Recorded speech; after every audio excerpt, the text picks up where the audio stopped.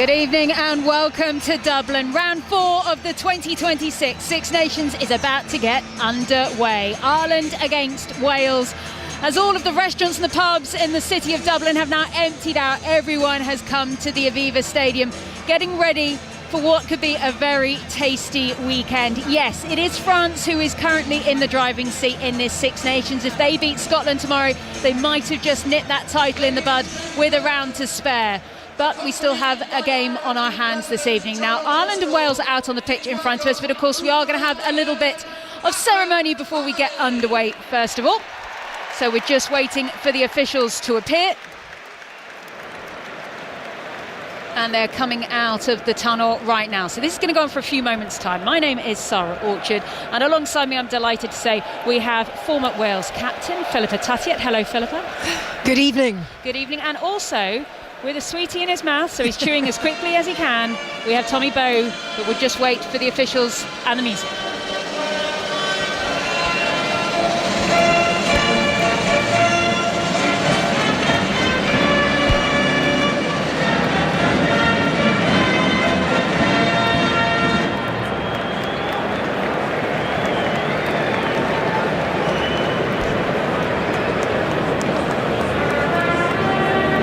Okay, we're not going to have the anthems just for a few moments. We are going to have the presentation of the officials to the teams. They're just going to make their way, first of all, over to the Wales team. And Dewi Lake is going to introduce his Welsh squad to the lineup. So, Tommy Bowe has finished his suite now. We have discussed this a lot in this Six Nations campaign already, and this is a very old theme. So before I get on to the matter of why we're here this evening, the Irish officials, this has got to stop, surely, in the build-up to a game. I agree, Yes, I have to say. I think everyone does agree, don't they? Listen, it's an amazing achievement and it's an amazing thing to have the Irish president come and shake your hand and almost wish you well going into battle. I know myself and Donncha O'Callaghan, when we discussed this, Donncha absolutely loved it. And he felt that this is the perfect way to get himself right up for a big international match. But I always feel that you're in the changing room, you're getting yourself pumped up, you're ready to go, and once you get out onto that pitch, you should be straight into the match. And yes, I can imagine for the opposition certainly having to go and shake the hand of the Irish president. Maybe to do it the first time is great, but on third, fourth, fifth time maybe The not. only slight advantage is it does give time for the pyrotechnic smoke to slightly disperse. It's good. They should get rid of the haka as well though, Sarah. What do you think? Here we go. Do you know, I still quite like it. I know some people don't. I totally get it. But I do think it is one of the unique things about rugby union that so many rugby fans I know will go to a New Zealand match, or Samoa if it's a Thimby, or Fiji as well. Whatever they want, they will go specifically to a match so they can witness a haka. Well, if the New Zealanders are allowed to do the haka, well then I'm delighted to have the President of Ireland out here to help the Welsh team get tired and cold and fed up, because listen, if it's good for one, it's good for everyone. Okay, well, the voice of Tommy Bowe, who's here with some 5 Sports Extra. They're nearly at the end of the Irish race, so we will have the anthems in a few moments' time. I won't run through the teams with you just yet, but I will tell you, of course, that if France do beat Scotland with a bonus point tomorrow, the title will be theirs. However, Ireland, if they beat Wales tonight, obviously they could still be on for the title depending on what happens tomorrow, but they could also be on for a triple crown. Scotland, they've already got their wins over England and Wales. Ireland have got a win over England, but could they add a win over Wales this evening? There is still plenty to play for in this championship. Right then, we are now about to have the anthems, starting first of all with Land of Our Fathers. Conducted by Captain John Carpenter.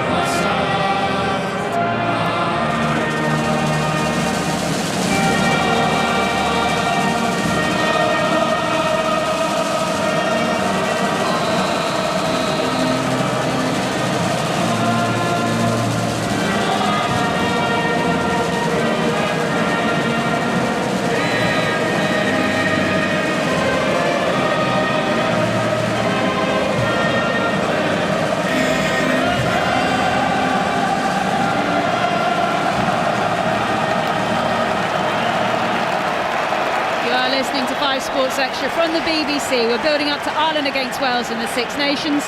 Now the anthems for Ireland.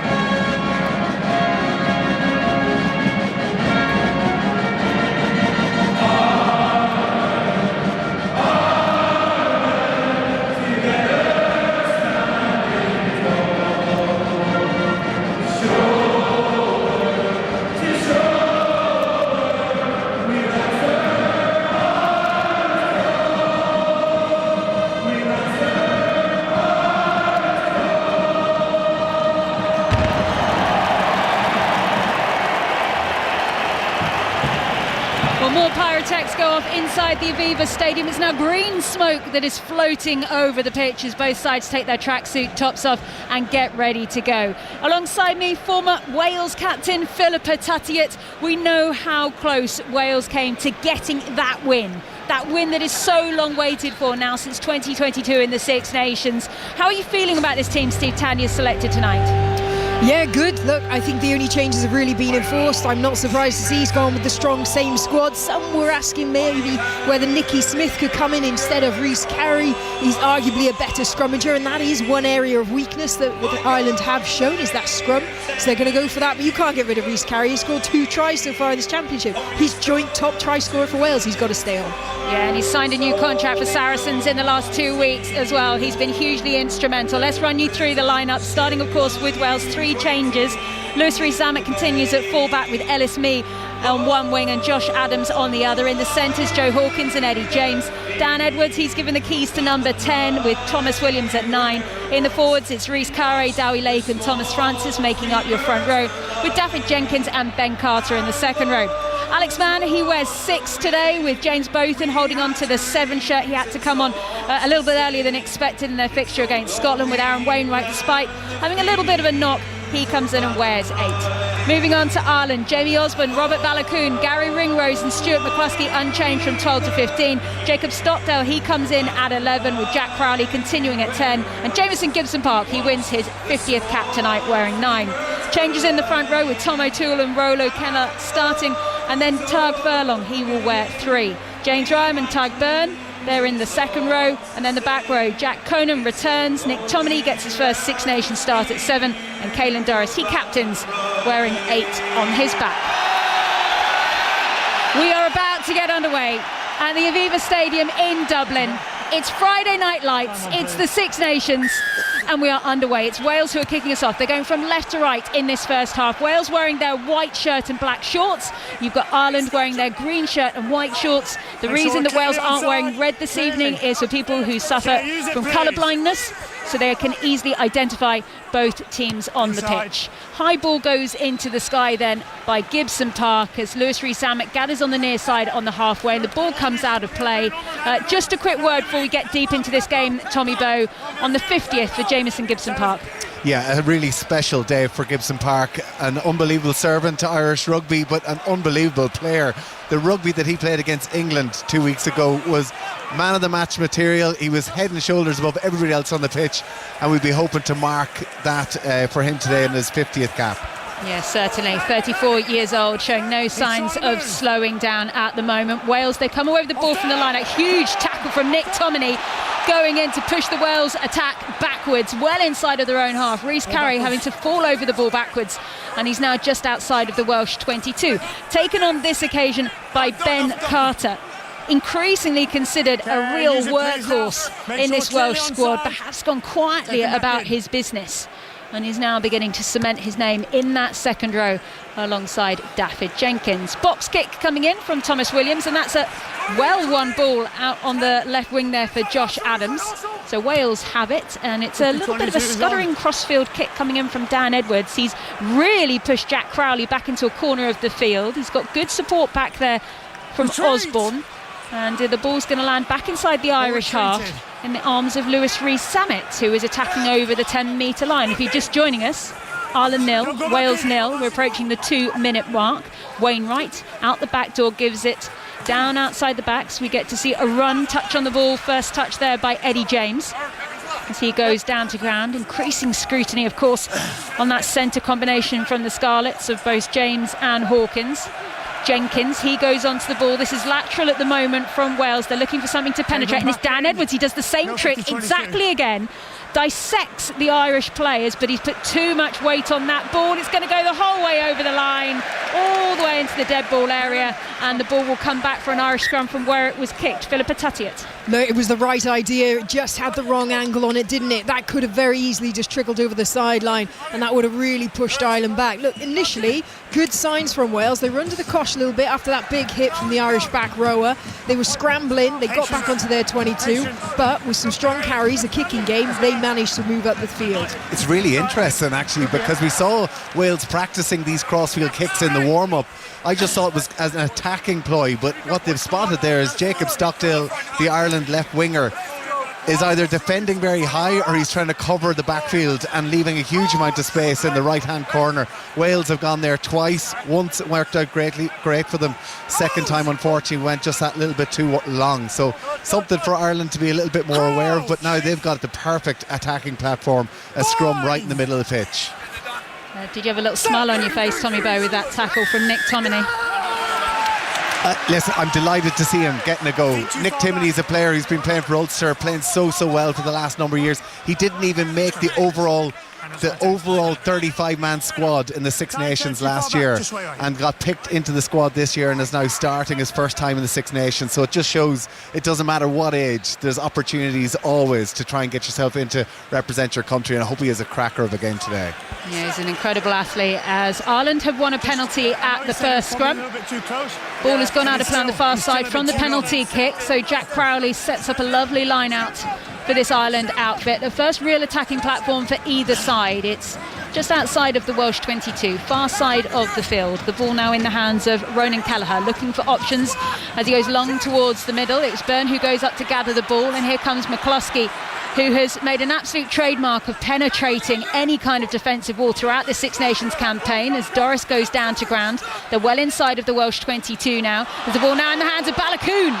He flies forward, wonderful metres made by the Ulster wing as he goes down to ground. 5 metres out from the Welsh line, back inside to Crowley. He looks for Kelleher. He's put down on the floor, and the Welsh defensive wall has to continue to hold. It's 0-0 here in Dublin, still early stages of this. As an enormous tackle comes in by Aaron Wainwright to bring down James Ryan. Ireland hold on though, this time Jamie Osborne, he goes round the corner, pushes back once again. McCluskey, he's 5 metres short still. Gibson Park gathers, looks for his options. Timoney again, He drives on, makes a good metre. 4 metres left to travel. Huge tackles being put in on Furlong, who's pushed well backwards. And so far this Welsh defensive wall holds, but they do have space out on the right depending on when they look up. They're rearranging really quickly. Through the middle they go. This time it's Byrne who goes once again. He's touched the ball a lot so far, Tadhg Beirne. And there's a touch back inside. Really nice from Ireland. Strong stuff as they touch down over the line. And Ireland within 5 minutes lead here in the Six Nations. It's Ireland 5, Wales 0. Yeah, perfect start for Ireland, 5 minutes in, and perfect start for Jacob Stockdale, a guy who's under a huge amount of pressure coming into this game. A lot of people were questioning him after a ropey performance against France earlier on in the campaign. He's been given the opportunity to shine by Andy Farrell tonight, and listen, that's absolutely brilliant for him. I'm really interested from Wales though. Stuart McCluskey is the go-to man for Ireland. He's a big 6'4" centre at 12 for Ireland. First ball, you would have thought that Wales were going to get right up into his face and smash him backwards. He's had 2 big carries, and he was the person who gave that little delicate pass to Jacob Stockdale to put him over the line as well. So Stuart McCluskey continuing where he finished off against England as well. Yeah, he pretty much ran over the top of his opposite number, didn't he, Eddie James? That's a bit of a welcome to international rugby for Eddie James. He's going to have to front up. He's going to have to do better than that. Of course, Jacob Stockdale, player of the championship back in 2018. Having a bit of a renaissance at the moment, 29 years old. As the ball goes high then and lands down to the 50 capper, Gibson Park, who has to take it into contact after he scored that opening try against England at Twickenham just 2 weeks ago. So Ireland leads 7 points to 0 as we approach the 7-minute mark here in Dublin. Our referee tonight is Carl Dixon of England. His TMO is Andrew Jackson, also of England. And then we've got Nika Amishakeli of Georgia as there's a touch on the ball as they try to clear Ireland from a box kick, but they've managed to hold on to it. Really good scrambling and counter-attack here coming now from Ireland as Caelan Doris goes down to ground. All kinds of confusion, but somehow Ireland have managed to make 10 metres out of that chaos. Crowley, he does a little snipe round the corner, does really well there, saw a gap and went for it. Has to be careful, there are Wales players going over the top, slowing down this ruck ball for the men in green. Driven forward once again, and not over the halfway line, but they are getting over the gain line with each attack here, Ireland. Use it, please. Warning there for Gibson Park to get this out, and he is absolutely playing the general role once again. Knows what he's doing, takes his time. Cut back inside from Stockdale once again, just using all that weight that he's got behind him. All 6'3" of him. He's a big unit if he can get going. Back it comes through to the middle of the field. Ball goes down to ground. Still Irish ball, and this is possibly the most lateral we've seen them play. That means straight away as soon as I say that, Gibson Park puts boot to ball. He knows there's no way out as all the Welsh players look up, but in the process I think there was 2 knock-ons there, but maybe they were just off feet as the ball goes out of play on this near side. Wasn't able to be taken clearly by Conan, and we'll restart with the Welsh line out. Philippa Tuttiett. Well, you said it then about the Welsh bodies getting up and over that ruck, causing some disruption. That's what they need to do, because that does stifle play, as you saw then. Gibson Park, he was forced to kick that ball. He didn't want to. As it happened, it actually came back to Ireland, but then a throw pass, a missed pass, let the ball out to touch. So it is now Welsh possession, but that's a little glimpse of what Wales can do. But that was frantic stuff. Can they keep that going for the full game? Right, Welsh ball won from the line out, but they're stuck inside of their own half. Dan Edwards assessing his options, decides in the end to go for Joe Hawkins as he goes down to the floor. Big box kick now coming in by Thomas Williams. He's not really put enough distance on that to make it effective, and it will end up in Irish hands. Byrne with a quick pass out to Stockdale. He's going to drive back round this corner over the halfway line. It's an important tackle that comes in by Jenkins, and Gibson Park, when he sees a gap, he just flies, and he's made about 7 metres in the process. Crowley scanning the horizon, knows that there's space out wide. Balakoon is screaming for it, and the footwork he puts in before he even approaches that defensive line has so much concern on it if you're in a defence, because you just don't know where he's going to go. As they push out wide, back inside, it's still Irish ball. Crowley's on it, so there's no first receiver at the moment, but they're all the way inside of the Welsh 22. A wonderful set here from Ireland. They're playing this game of chess extremely well, as it goes into the hand this time of Osborne. He drives on, back through the hands this time, it's Ringrose. Centre of the field, they can have options on either side here. Warnings against Wales there inside the ruck. And it is going to be slow here for Ireland. So they've split themselves equally. Here comes Doris, Ireland captain. Famously missed out on that Lions tour in the summer. Huge frustration for him. It was Maritoge of England who ended up being the captain on that tour as Doris drives on once more, does really well to get rid of the ball in the tackle. Gibson Park thinks about throwing the Hail Mary, then decides not to. Too many Welsh shirts there, could have been picked out the air. Driven forward this time by Ringrose again. This is edging towards the Welsh line. 5 metres left to go. It's Ireland 7, Wales 0. 10 minutes on the clock at the Aviva Stadium. As they have another little nibble around the right-hand side of the ruck, and they're going quickly. No advantage given yet by our referee, Carl Dixon. There it goes. There's the offside from Wales. So Ireland have a go, and they get a try. They took their time. They were patient. I think it's Jack Conan that's gone over. And already Ireland leading by 12. They're ahead of the clock, Tommy Bowe. It's really worrying from a Welsh point of view. You think they're going to come out of this change room, they're going to be getting up into Ireland's faces, they're going to be trying to slow down the ball. Ireland have it on a plate. Really, really fast ball, being able to get around the park, look for the offloads, and Wales are just at 2s and 3s. They can't seem to lay a finger on this Irish team.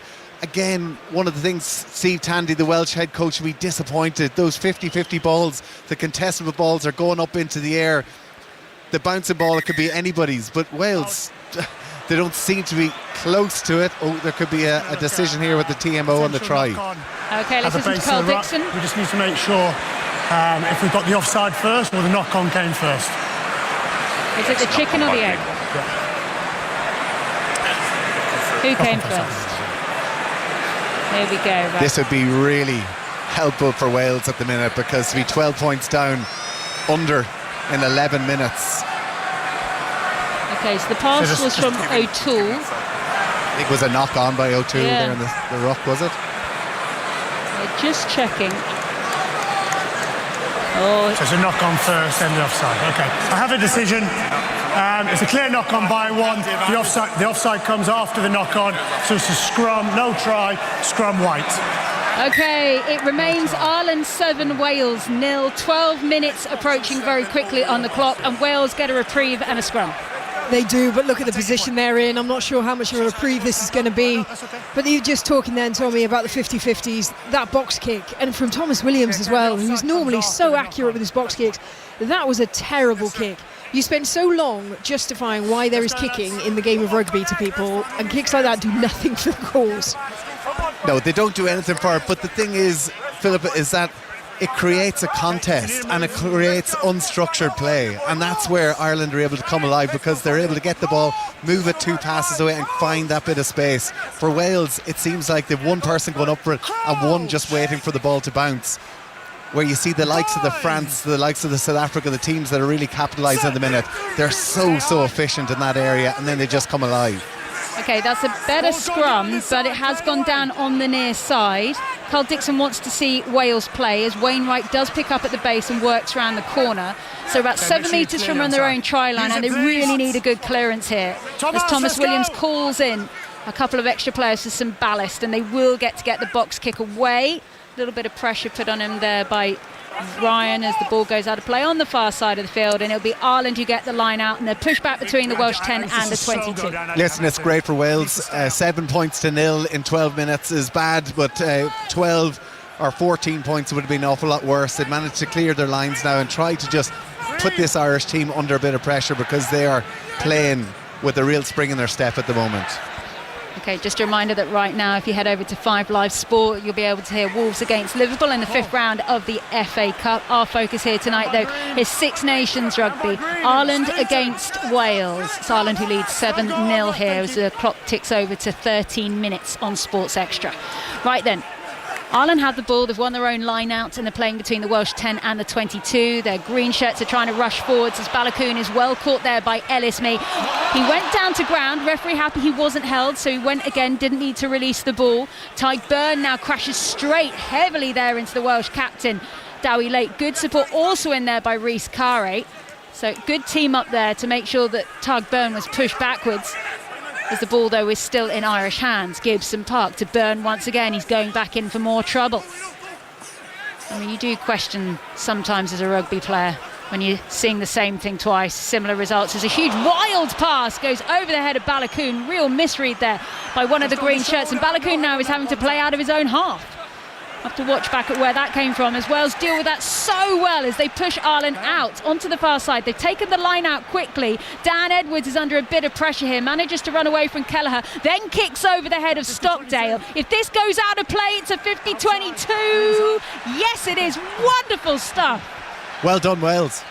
I don't think it was Dan. Was it Dan Edwards or was it Rhys Sammet? Wonderful stuff. Yeah, really quick thinking by Wales. They needed to try something a little bit different. I love their scramble defence by them as well to put Ireland under pressure, forcing McCluskey to throw a wild pass, putting Balakoon into all sorts of trouble, forced into touch, and then quick thinking, putting the ball out to Rhys Sammet, who's so dangerous with ball in hand. Ireland had to be alert coming up in the front line, and he just dinks it in behind into the Irish 22.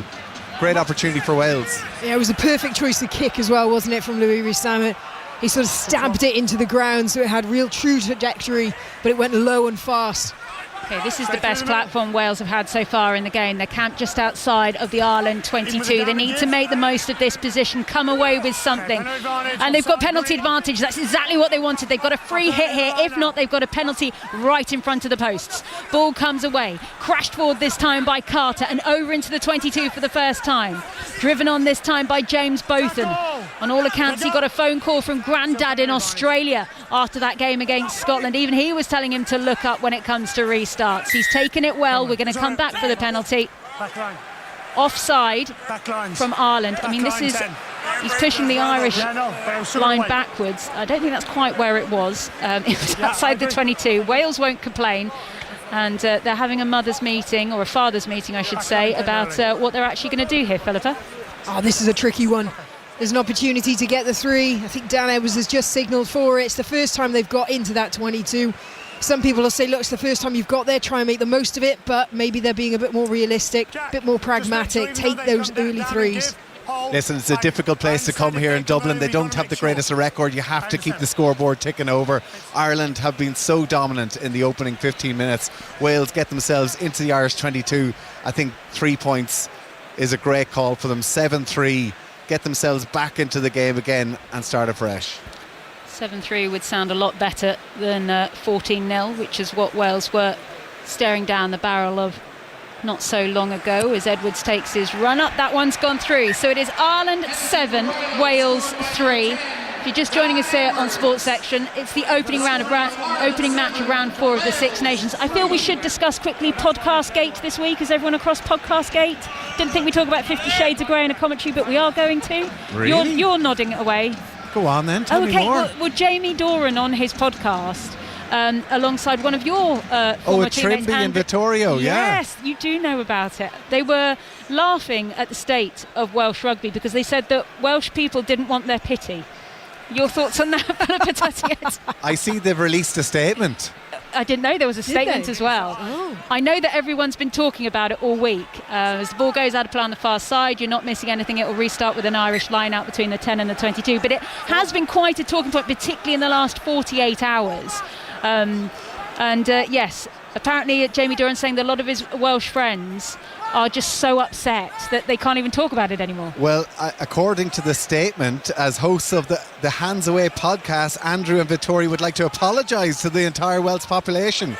Well, there you go. We're going to get Philippa's take on that in a moment. Right then, but Ireland, they're on the attack. They're just outside of the Welsh 22. They're leading 7-3 here at the Aviva Stadium in Dublin. More Podcast Gate chat still to come as they go over the 22, driving forward as Gibson Park rummages to get that ball out of play. Comes towards Kelleher, who smashes his body forward into the white shirts of Wales.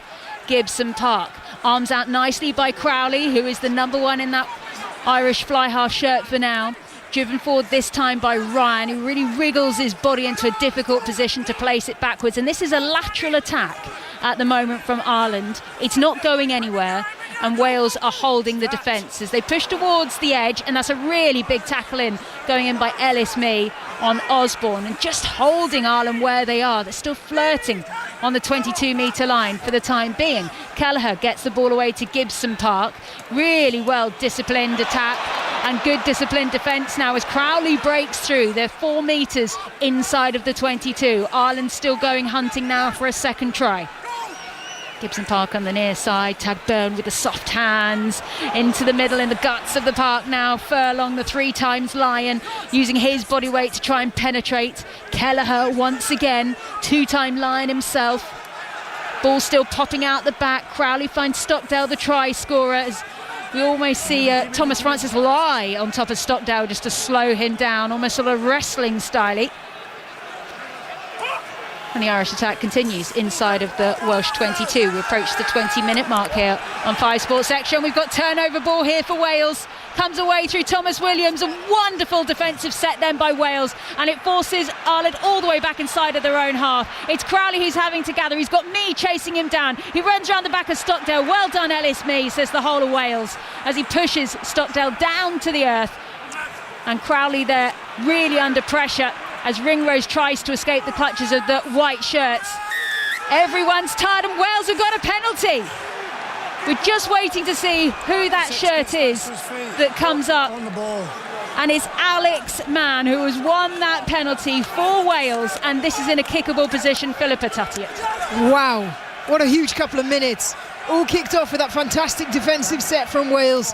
As you mentioned in your commentary, there are Welsh bodies lying on top of the ball. Every tackle is a 1+. One's going low, one's going high, but then crucially, when they go down on the ground, they're just lying on the player, slowing things down. That frustrated Ireland. Eventually then, Wales got the turnover. Brilliant kick from Thomas Williams, putting them right down into Ireland's 22, and then they get the penalty.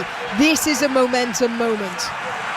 54 tackles made by Wales to Ireland's 20 so far, and it's Wales who have an opportunity to try and lead this Six Nations match. They're 5 metres out from the Irish line. Lovely long line out to the back. Thomas Williams gives it to Carey. He has scored in the last 2 fixtures. Can he do it again? Wales, 2 metres left to go to get to that Irish line. There was a player going over the top of the ruck. Carl Dixon says play on. It's still Welsh ball.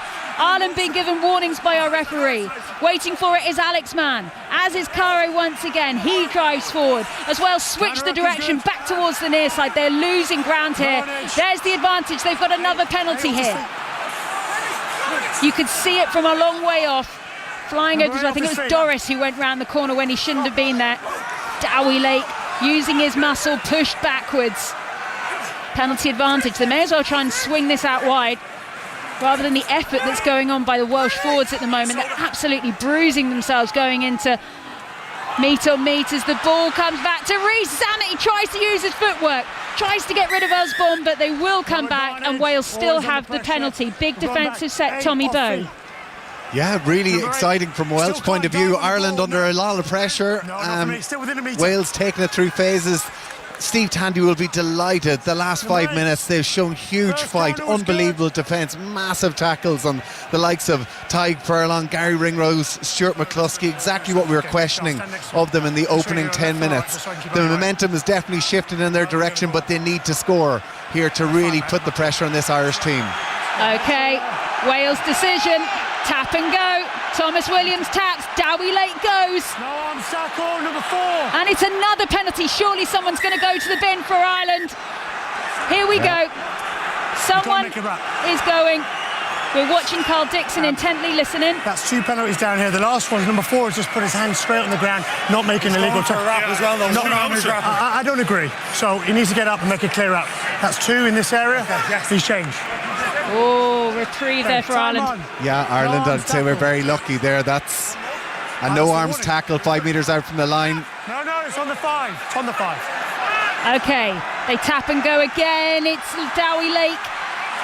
Metre left to go. Rhys Carey once again. Oh, Rhys Carey, you beast! It's been held up over the line. Surely he can perform the same trick 3 times in a row. He's not appealing that he got it down either.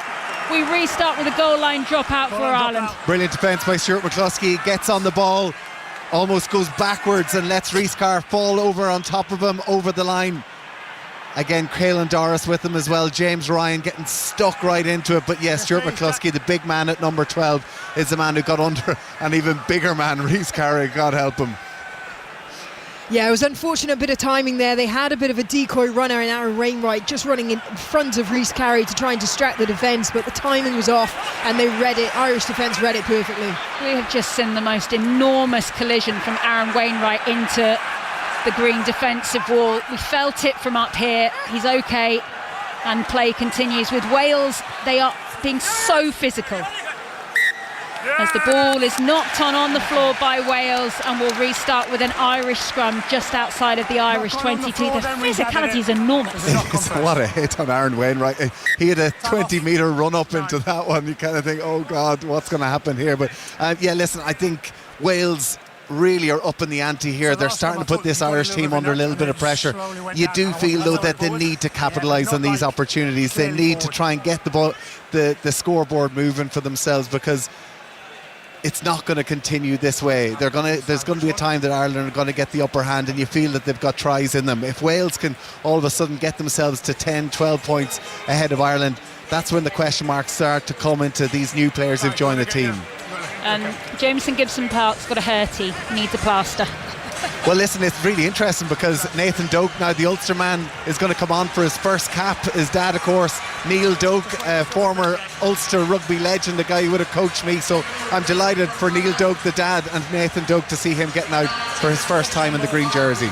Well done. And Nathan Doak is onto the field. He's a blood replacement then for Jameson Gibson Park. He's just going to go and have a little bit of treatment to his knee. And as you said, Nathan Doak, he has been in the Ireland squad before. He went on the tour to South Africa, but he couldn't get into the squad because he had Gibson Park ahead of him. He also had Craig Casey on that tour as well. So this is a big night for him. A huge night. Anybody who gets their first cap, it's a night you will always remember. And to come on in the 23rd minute, even just to get a taste for it while Gibson Park gets patched up and gets himself back onto the pitch again is amazing. I hope we will see Nathan a little bit later on, but I just think from an Irish point of view, there's so much talk with the Irish out half situation with Prendergast and Crowley and who's going to be getting the nod. Realistically for Ireland, it's scrum half is the issue, because Gibson Park is head and shoulders above the rest, and going into a World Cup, going into a big campaign, if he picked up an injury with Casey and Doak only getting his first cap, we really don't know who's number 2, who's number 3, and who's even further down in the pecking order in that area.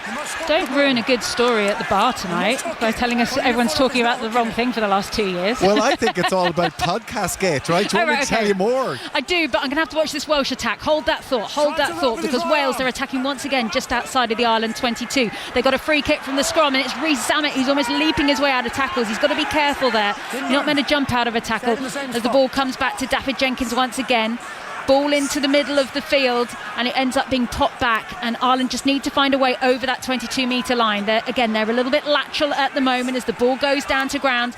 Thomas Williams goes in, digs it out, looks for Dowie Lake, and so far Ireland are sucking up every attack here from Wales, and it's just going backwards into the hands of Edwards. Rhys Carey out on that far side, a little bit of a juggle of the ball on that far left wing. It is gathered in the end by Josh Adams, and the ball goes once again. Thomas Francis, the Provence man, manages to just lay the ball down, get it backwards, and a nice soft shoulder there found by Dowie Lake to get over the gain line, and that's really nice. And it comes around now to Dan Edwards. Ellis Mee, brilliant line from him, looking busy so far this evening. It's Ireland 7, Wales 3, 25 minutes played, and there's some lovely soft touches going in from Wales, but the pressure continues to rain down there from this Irish defensive line.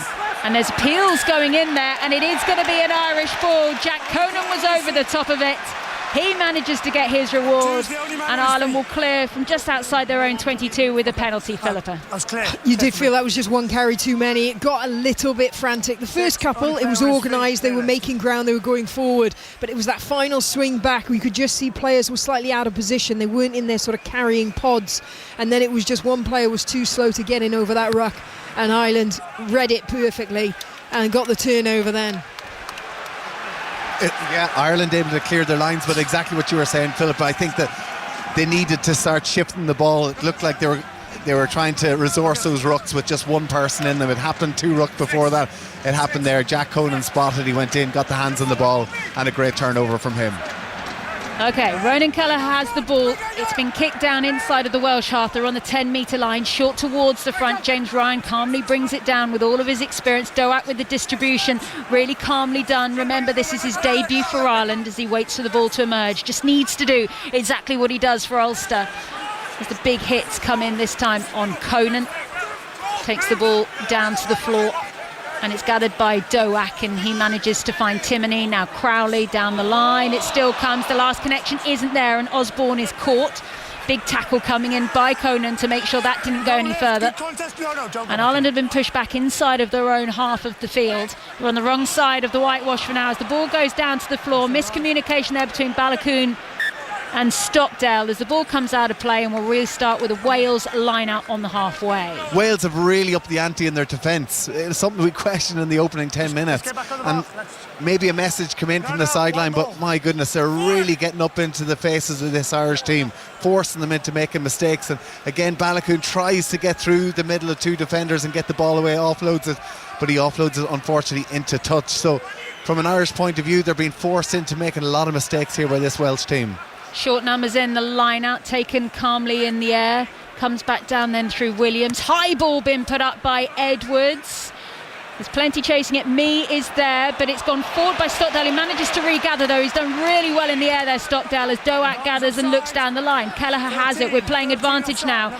Mee was offside. He was in a really tricky position there. It's almost an accidental offside when he does that, but it's still penalty advantage as big tackles continue to rain down. Here comes Balakoon. What can he do in space? He's still chasing, but it's gone out of play, and they'll come back for the penalty. 13, never got back. Well, this thing was 13 that never got back. That was Eddie James. So we thought it was Ellis Mee, who's in that really, I think it was in that horrible 10-metre channel that they sometimes call the penalty for, but no. Yeah, again, the contestable kick. Wales not quite able to get up and make a contestable of it. Jacob Stockdale plucked it from the air there, gave Ireland that momentum back again. If Wales are going to be putting up those sort of 50-50 balls, at least they have to have somebody really getting up into the air and challenging from it. Okay, looks like Crowley is going to kick this one towards the far side touch. All I keep thinking is that if Wales do manage to do this, remember it's Ireland 7, Wales 3. They're hanging in here at the moment. If Jamie Dornan, yeah, I know, but just imagine what Jamie Dornan and Andrew Trimble would have to do. Okay, so they've said that we have seen the BBC article and we now realise that we should have known better than to make jokes about Wales's performance on a podcast co-hosted by a stand-up comedian. In the future, we will show nothing but sympathy for how absolutely, well, it begins with S and it rhymes with fight. You are. There you go. So they're really apologetic. Really apologetic. It has been the talk, as I said, the last 48 hours in the build-up to this fixture. And all in the name of good banter, I have been told, as the ball comes down from the Irish line out, 5 metres from the far side line. Doak on his debut. He's on because Gibson Park had to go off and have his knee stitched. Haven't seen any sign of Gibson Park just yet, but he's only been off the field for about 7 minutes. Ball comes back now through the hands. Nick Timoney, another Ulster man impressing tonight. Doak looks back, manages to find the skipper. It's Doris. This time Crowley, well off at fly half, flying away as the ball comes now to Timoney. Middle of the field, he goes down to the ground as they just managed to spin it out. A little bit of an opportunity here for Tom O'Toole. And the ball comes back once again. Still Ireland attacking, and they're 10 metres out from the Welsh line.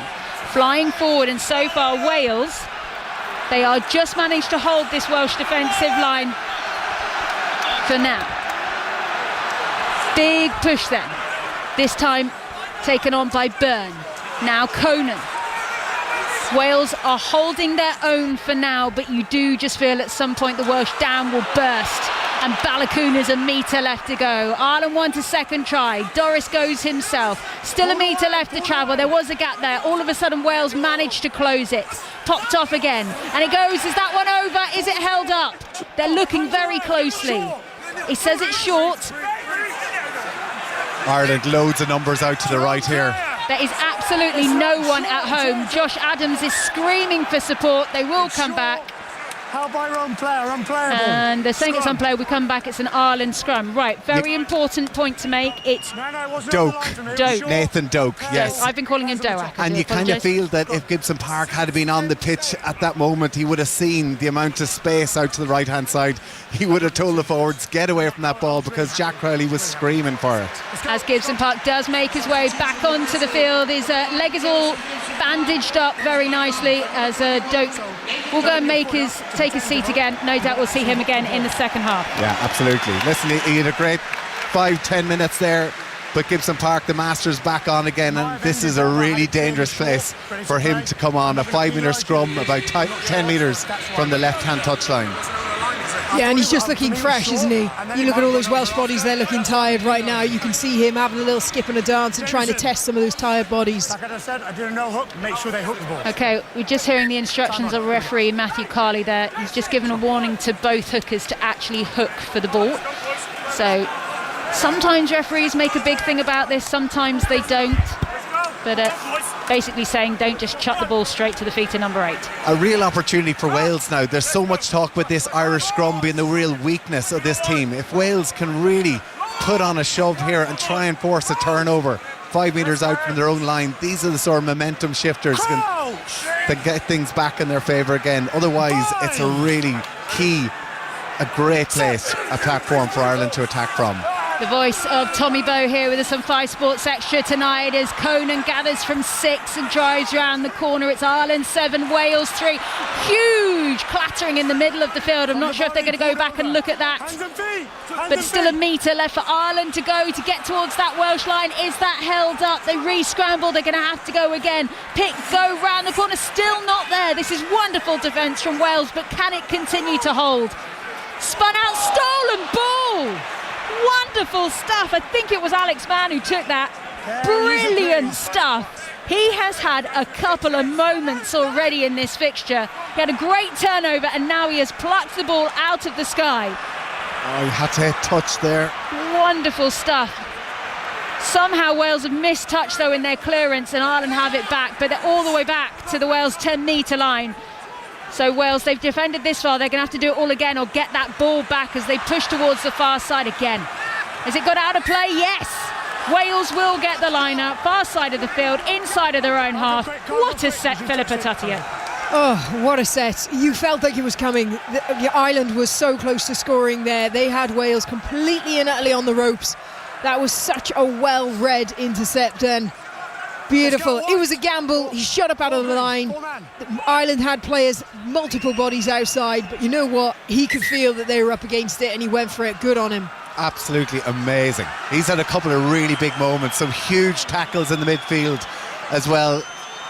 The Welsh back row actually have been fantastic so far in this game, really trying to slow down this Irish ball and being real menaces around the breakdown. And more disruption from Wales. The ball is going to come away. We're playing advantage here to Ireland, but they're on their halfway line. Straightened this time. Through the middle goes McCluskey. Ringrose out towards Stockdale, who knocks on the ball, and they will bring it back for the knock on at the line out. No, nothing. Just do it. I mean, that's a big call there, saying it was just a knock on from the line out. Oh, he is giving a penalty. I thought he was going to give just a scrum there. Okay, it is a penalty to Ireland. And it is Jack Crowley who has the ball now in his hands. We thought Wales might have been about to get away with one there. Not to be. 35 minutes on the clock. Ireland 7, Wales 3. Early stages of this fixture, we thought Ireland were absolutely going to smash through this. We thought the scoreboard was going to keep up with the clock. Has not been the story. And Steve Tandy, we know he has brought in a defence coach in the form of Peter Murchie. He's going to start in the summer. So Steve Tandy is still leading this defensive effort whilst being the head coach as well. Yeah, there's a lot on his plate, isn't there? I mean, he did say that he wasn't going to rush with appointments. He wanted to take his time, make sure he got the right people in, but it's a big ask for him to be running everything. But a noticeable improvement in this game, you have to say. It's Conan, the Leinster man, who goes up. He's won 3 Six Nations in his time. Mr. Reliable had to miss out in that game against England with illness. Once again, McCluskey just used as that first opportunity to drive forward for Ireland. They're inside of the Welsh 22, going towards the centre of the field. Big hands on it from Byrne once again in his blue scrum cap. Little bit of a show and go by Gibson Park. But once again, there's time for this Welsh defence to rearrange as Byrne goes once again. Surely Ireland will get their reward on this occasion, but there's a Welsh body over the top of that. I'm not sure. I don't think our referee Carl Dixon saw it, but Wales, they are trying to go in for the jackal if they see the opportunity presented to them. On this near side, it's still Irish ball. and it's being pushed backwards once again. 7 metres to go until the Welsh line. Doris. He goes down to the turf. They've gone through about 8-9 phases now. Goes back now to Byrne. He tries to put his foot down on the accelerator. 4 metres to go. Furlong. He does a little bit of a spin move in the tackle, but it's still short. Back now. Timoney. But it's offside. Penalty advantage. Can he get the pass away? It's Crowley who goes himself. Crowley touches down, and finally Ireland get their second try, and the Welsh dam bursts. Yeah, very patient by Ireland. At times didn't look like they were going anywhere. Their senior players were relied to stand up there. The likes of Ty Byrne carried so many times into a complete brick wall, knocked backwards. Ty Furlong the same. 2 guys who looked like they're really blowing. They had to work so hard in those multiple phases. Ireland being made to work really hard for everything that they're getting here. Wales putting their absolute bodies on the line, but eventually just ran out of bodies, and Jack Crowley's able to get round over the line in the corner. I think Steve Tandy be really proud of this Welsh team. They're really putting it up to this Irish side, but we mentioned it earlier on when they had those opportunities in the Irish 22. They didn't capitalise on it. They didn't come away with points, and we know Ireland are going to punish them if they don't go and build up that lead. Yeah, real tough defensive set from Wales. They were literally camped on the try line. It was a matter of inches going forward and back, put bodies on the line, but in the end, the class from Ireland just putting in that little dummy just to shoot the defender out and expose the gap. Well, no conversion though by Jack Crowley. Can't convert his own try. Was out on this near side touch. So it remains Ireland 12, Wales 3.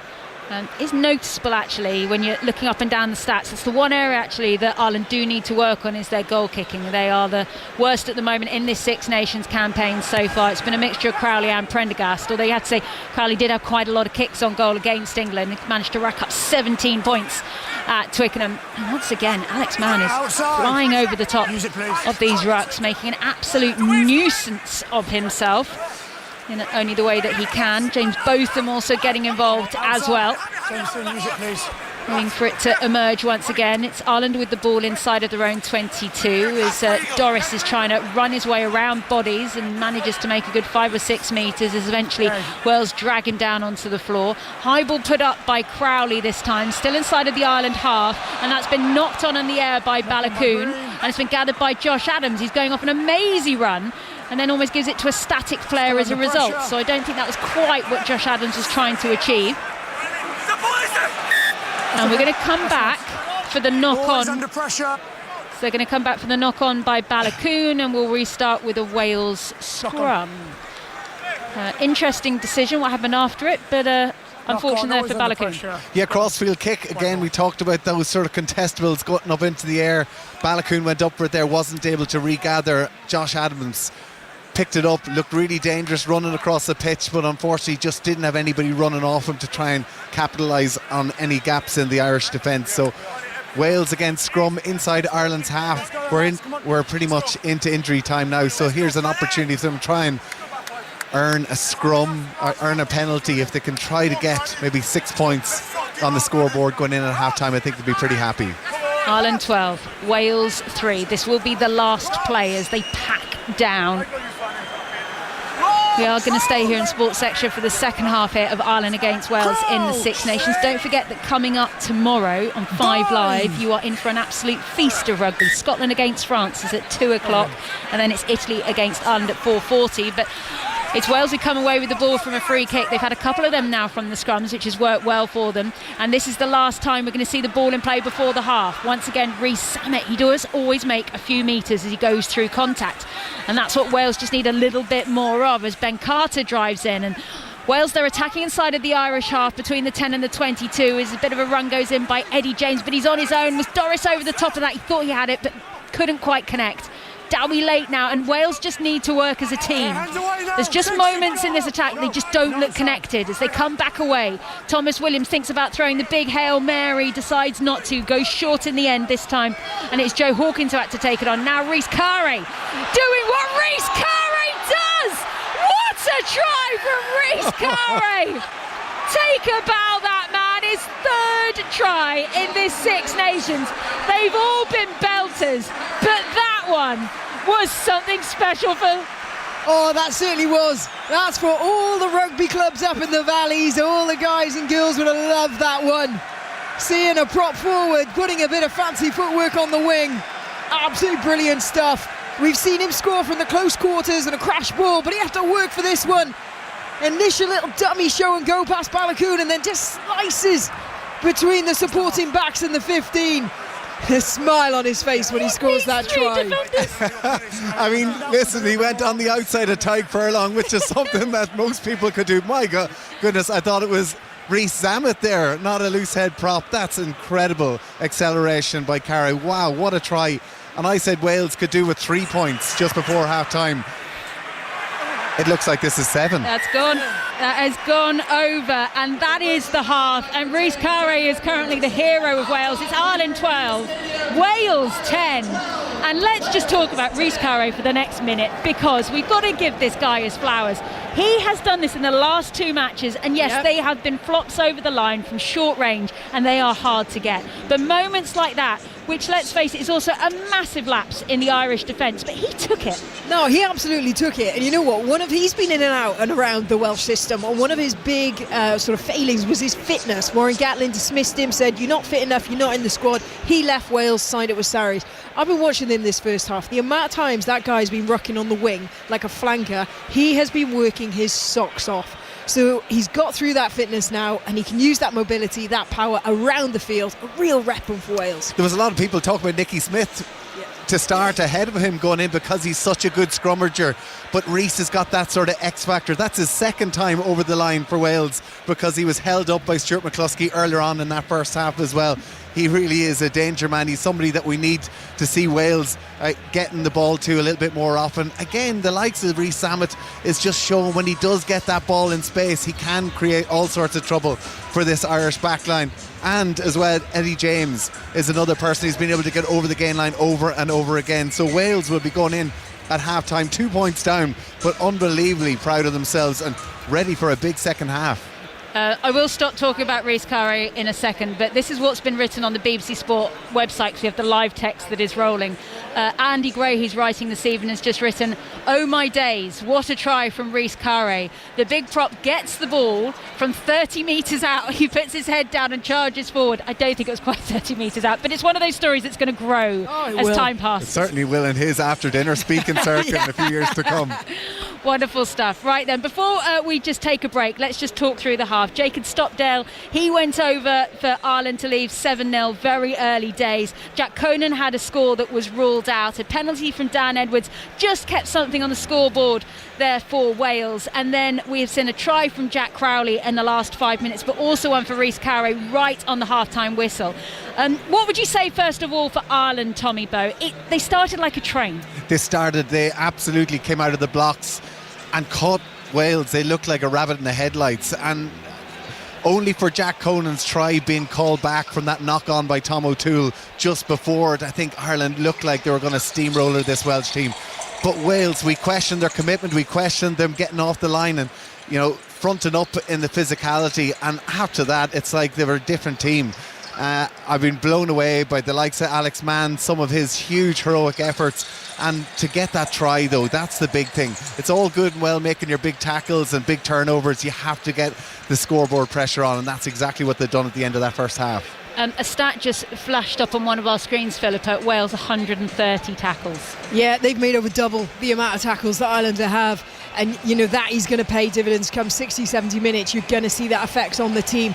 They have been working so hard to stay in this game. Is going to be huge now. That first 10 to 15 minutes after the half, when they have that little breather, they've got to go absolutely full guns at it, and they've got to get some points, because otherwise Ireland could afford to weather the storm for 10-15 minutes, and Ireland will pull away, because that difference in tackles is going to be huge on their exhaustion. But the question marks will come into this Irish team. Obviously there's huge excitement after Ireland's win against England, but all of a sudden the questions come back to that Italy performance the weekend before, where realistically Italy probably should have beaten Ireland here in Dublin, and then the weekend before that where they were absolutely destroyed by a French team. So there's huge question marks over this Irish team.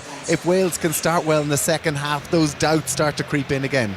It's going to be absolutely fascinating. We cannot wait. I was just thinking, Tommy Boat, were you on breakfast TV this morning? I was not, no. Oh, you were not? Okay. Listen, I knew I was going to be here on the late night shift with you. I thought, listen, let's take it off well, today. Sometimes you do the double. I'm always incredibly impressed. I was on the late night show. We did with the podcast, myself and Donegal. We did a show in Dublin last night, and to a packed out house. We didn't talk about rugby all night, actually, though. Sounds wonderful. Right, I'm going to let you both have a break. You guys have some of the snacks here at half-time, then inside the Aviva Stadium. It is Ireland 12, Wales 10. The story will continue here in the second half, but of course there is more rugby coming your way tomorrow on 5 Live. At 2 o'clock, Scotland against France. Of course, France, they can actually wrap up the Six Nations title with a big win over Scotland tomorrow. It's also Italy against England, that one at 4:40 in Rome. And of course, England, they are under all kinds of pressure with Steve Borthwick making 9 changes to his lineup to take them on. He's decimated the back line, and Seb Atkinson, the Gloucester centre, he will be making his Six Nations debut. He's been telling me earlier this week on the Rugby Union Weekly Six Nations podcast about the moment he learned that he was going to be in the starting 15. We found out in and around training on Monday, and who have I told? My girlfriend and my family, and they've probably told a few of their their neighbours and all the rest of it. But no, those were the first people. What was their reaction? They were very proud. I think they probably thought, well, they thought I deserved it, which was nice. And they've obviously been part of the journey up to now, so it's an exciting time for all of us. Obviously, there's a lot that goes in the background for you before you actually get this nod. So first thing I wanted to point out for people that don't know is you have quite a relationship that goes back a little bit with Finn Smith, because he was fly half at Worcester when you were number 12. So when you were 19 years old, there's already a picture going around on the BBC Sport website of you two together. Yeah, I mean, to be fair, we were in the same year in the academy, so we started playing together when we were 13. I was a fly half at the time, which I didn't last long at because Finn was probably, well, he was better than me. So I had to learn a few other skills, which pushed me out to 12. We went through the whole system together. I think we came third in the Academy League in our last year. And then we managed to get a few games together for Worcester. I think I made my Premiership debut and my first Premiership start outside him, which was quite comforting. And we still, despite sort of being on different teams now, have a good relationship. He's easy to talk to, someone who I know I can ask questions to and pick his brains, and also tell each other what our expectations are of each other. So, yeah, definitely. Does that help ahead of a weekend like this, a first Six Nations start? Definitely, yeah. Always trying to, you need to have those conversations before the game so that in the game you sort of know subconsciously what's going to happen. Obviously we communicate a lot out on the pitch, but just having that sort of that link and a bit of composure between the two of you is definitely a big thing. So hopefully that puts us in a good opportunity. We've been speaking to Steve Borthwick, and he said a lot of the changes are partly evidential of what he's seen in training. So my question to you is, you're going to be running alongside Tommy Freeman. How much time have you two actually had together in training? Yeah, we trained towards the start of the Six Nations together a fair bit.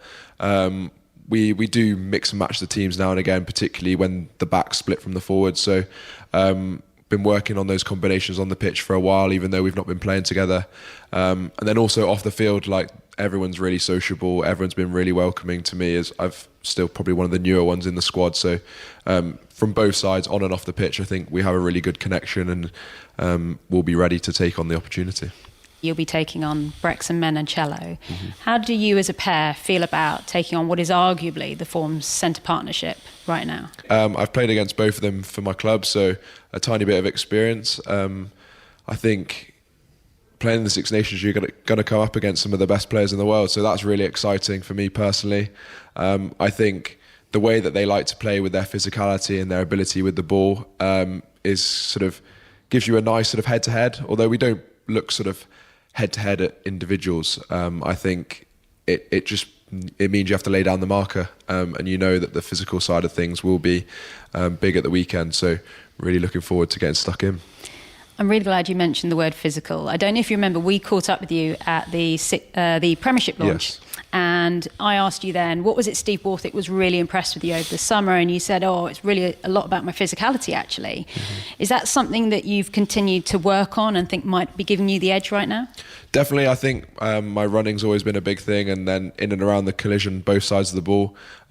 This season I've really worked on my ball carrying, so having that little bit of extra fight, staying on your feet for a few more seconds. I think my stats are in a pretty good spot, hopefully, across the Premiership season. So looking forward to continuing that. And then on the other side of the ball, putting a lot of time in on my tackling, and then what I can do in and around the breakdown. So definitely things that the team have targeted, and hopefully I'm a good fit for those.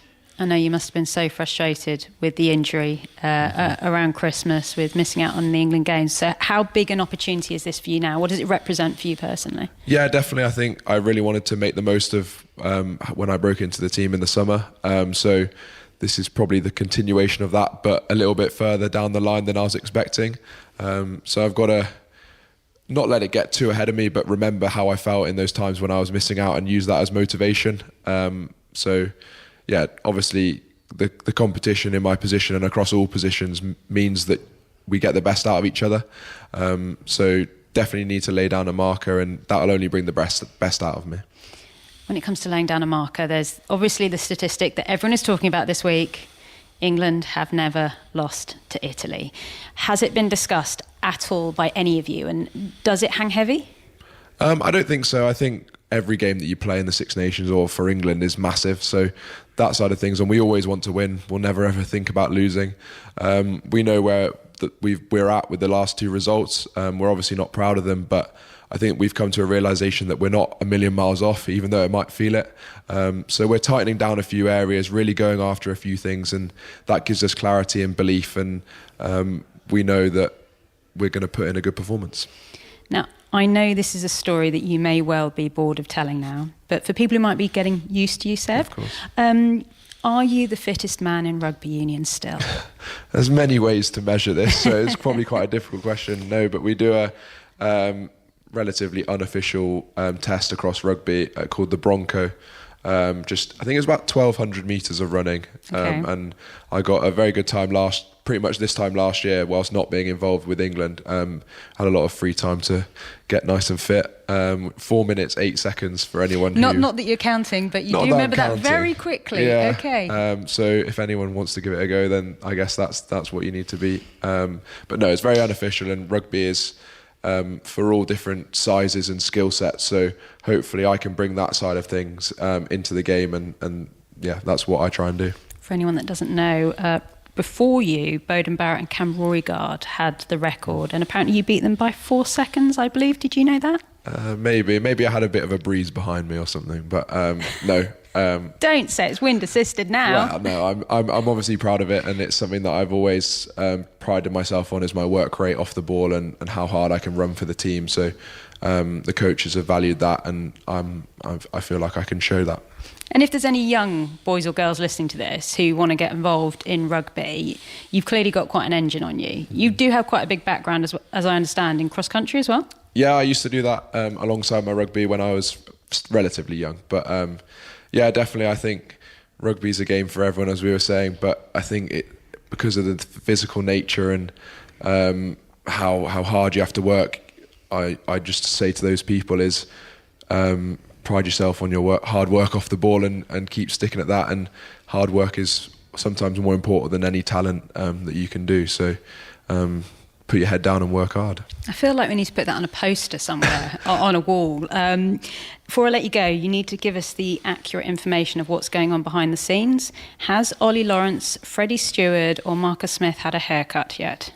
It's quite difficult to tell with some of them, but I'm pretty sure they've stuck to their word, and they're doing us solid, so it's good. And we are right in saying technically they are not allowed to cut their hair until after the Italy game.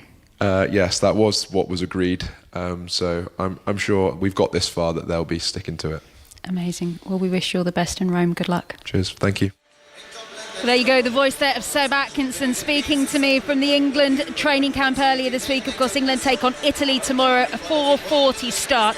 Really important question. I was talking to Seb Atkinson there about him having the fastest Bronco time of any rugby player in the whole world. He quite casually does remember the time. Of course he does. He is better than Beauden Barrett. He is better than Cam Roigard. Do either of you ever do a Bronco? Was that a thing in your time?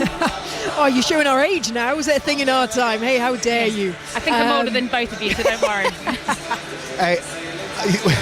I was meant to do Broncos, but I pulled the age card and told them my hamstrings couldn't quite deal it yet. So the experience got me out of quite a few of them. But I was never going to be getting anywhere near a Bowden Barrett or anybody who is at the top of those charts. Absolutely horrible fitness test that is. It really is. It's serious fitness. There's nowhere to hide in that. It's not about just being the fastest. It's not about being sort of CV endurance. It's muscular endurance, sprint endurance, the speed. It is the ultimate test. Bleep test when you're in PE.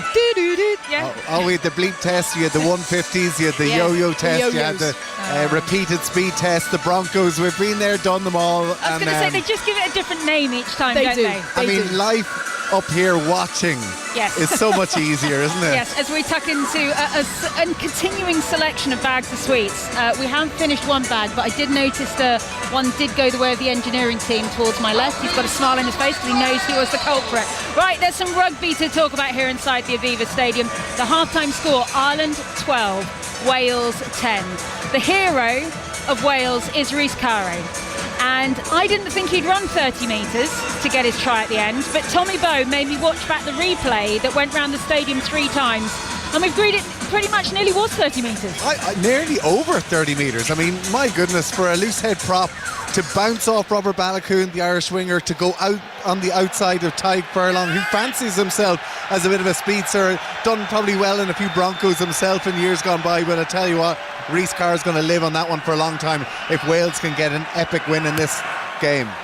The voices of Tommy Bowe, former Ireland wing, and also Philippa Tuttiett, former Wales captain, here with some 5 Sports Extra this evening as we head into the second half of Ireland against Wales. Ireland travelling from left to right in this second half, wearing their green shirts and white shorts. Wales, they're wearing their white shirts this evening with black shorts and black socks. They're travelling from right to left. And it's Ireland who have their hands on the ball inside of their own half by about 10 metres. No changes for either side so far in this second half. Jameson Gibson Park did have to go off in the first half temporarily to have his knee strapped off because he got a little bit of a cut on his knee. But he's back on and he is playing on. Right then, middle of the field, that's an absolute spaghetti pile of bodies in the middle. Gibson Park has managed to get his hands to it though, as Stafford Jenkins, the Exeter captain, just nearly manages to get across and get some fingertips on the ball. We've got a pinball situation that's been knocked on by Wales, as it's driven forward this time by Jack Conan. Jack Conan, then on a couple of Lions tours now, always manages to get a good name on the team sheet when it comes to those test matches as well. As the ball goes down to ground, this is slow ball for Ireland. They're not really attacking this just yet. Haven't seen any of their quite classic loop plays for the time being. Driven forward this time by Tom O'Toole. No Jeremy Loughman at the moment. He's out injured as Crowley has the ball. It goes to Ringrose. Ringrose goes through the guts of the park. And this is slow and patient stuff from Ireland as they now attack between the 10 and the 22 inside of the Welsh half. Ball is down on the ground. It's going through the hands then of Stuart McCluskey. Made 6 dominant carries against England at Twickenham. And Ireland have got a bit between their teeth at the moment as Osborne's well out of his full-back position. He's almost in the first receiver position in the line as we see Gary Ringrose refuse to be tackled. And Ireland, they're now approaching the 22-metre line. Little bit of footwork comes in by Gibson Park, who absolutely throws the ball backwards in a very un-Gibson Park-like way.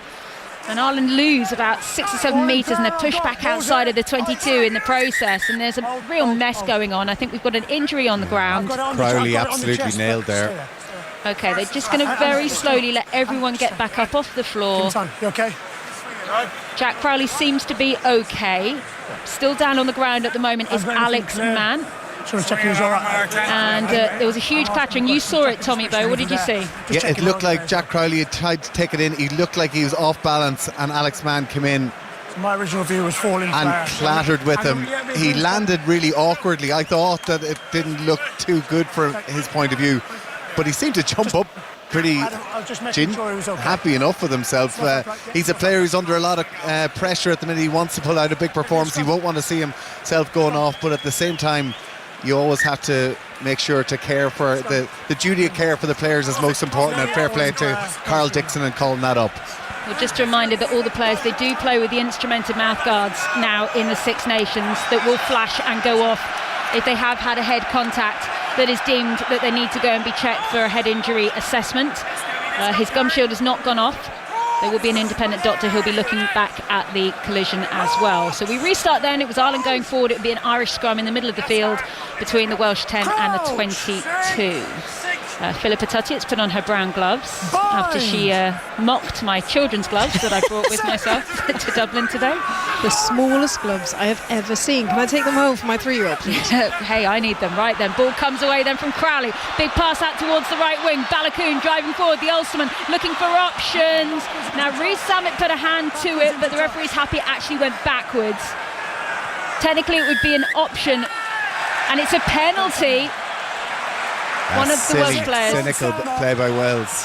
And it's been taken by Ireland through the middle of the park. They're building up a head of steam here. Ireland are getting so frustrated with all of these defensive sets from Wales that are just continuing to lock them out. Ryan drives on. 2 metres for Ireland to go to get to the line. They took the penalty quickly. They go round the corner once again. That's down, and it's a try. It's a third try for Ireland in Dublin. It's been touched down in the end by Ronan Kelleher. And after 3 minutes of the second half, it's now Ireland 17, Wales 10.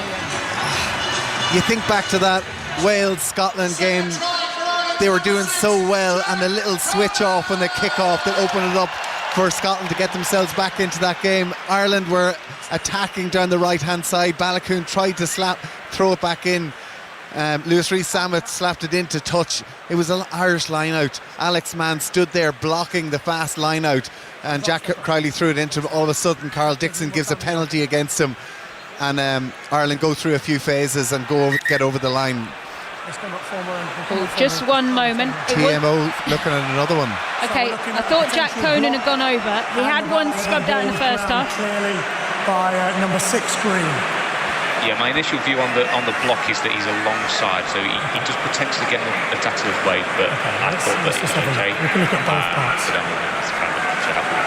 Okay, they're just going to review this and put it up on the big screen. You can hear Carl Dixon speaking to Andrew Dixon. So if you can roll it back a little bit, Jacko, as well, just to make sure. Carl Dixon talks to Andrew Jackson. Block. That ball looks down on the ground. You can hear the cheers go up from the Irish crowd. Before the ball is passed from 9, please. Yeah, we're going to go back.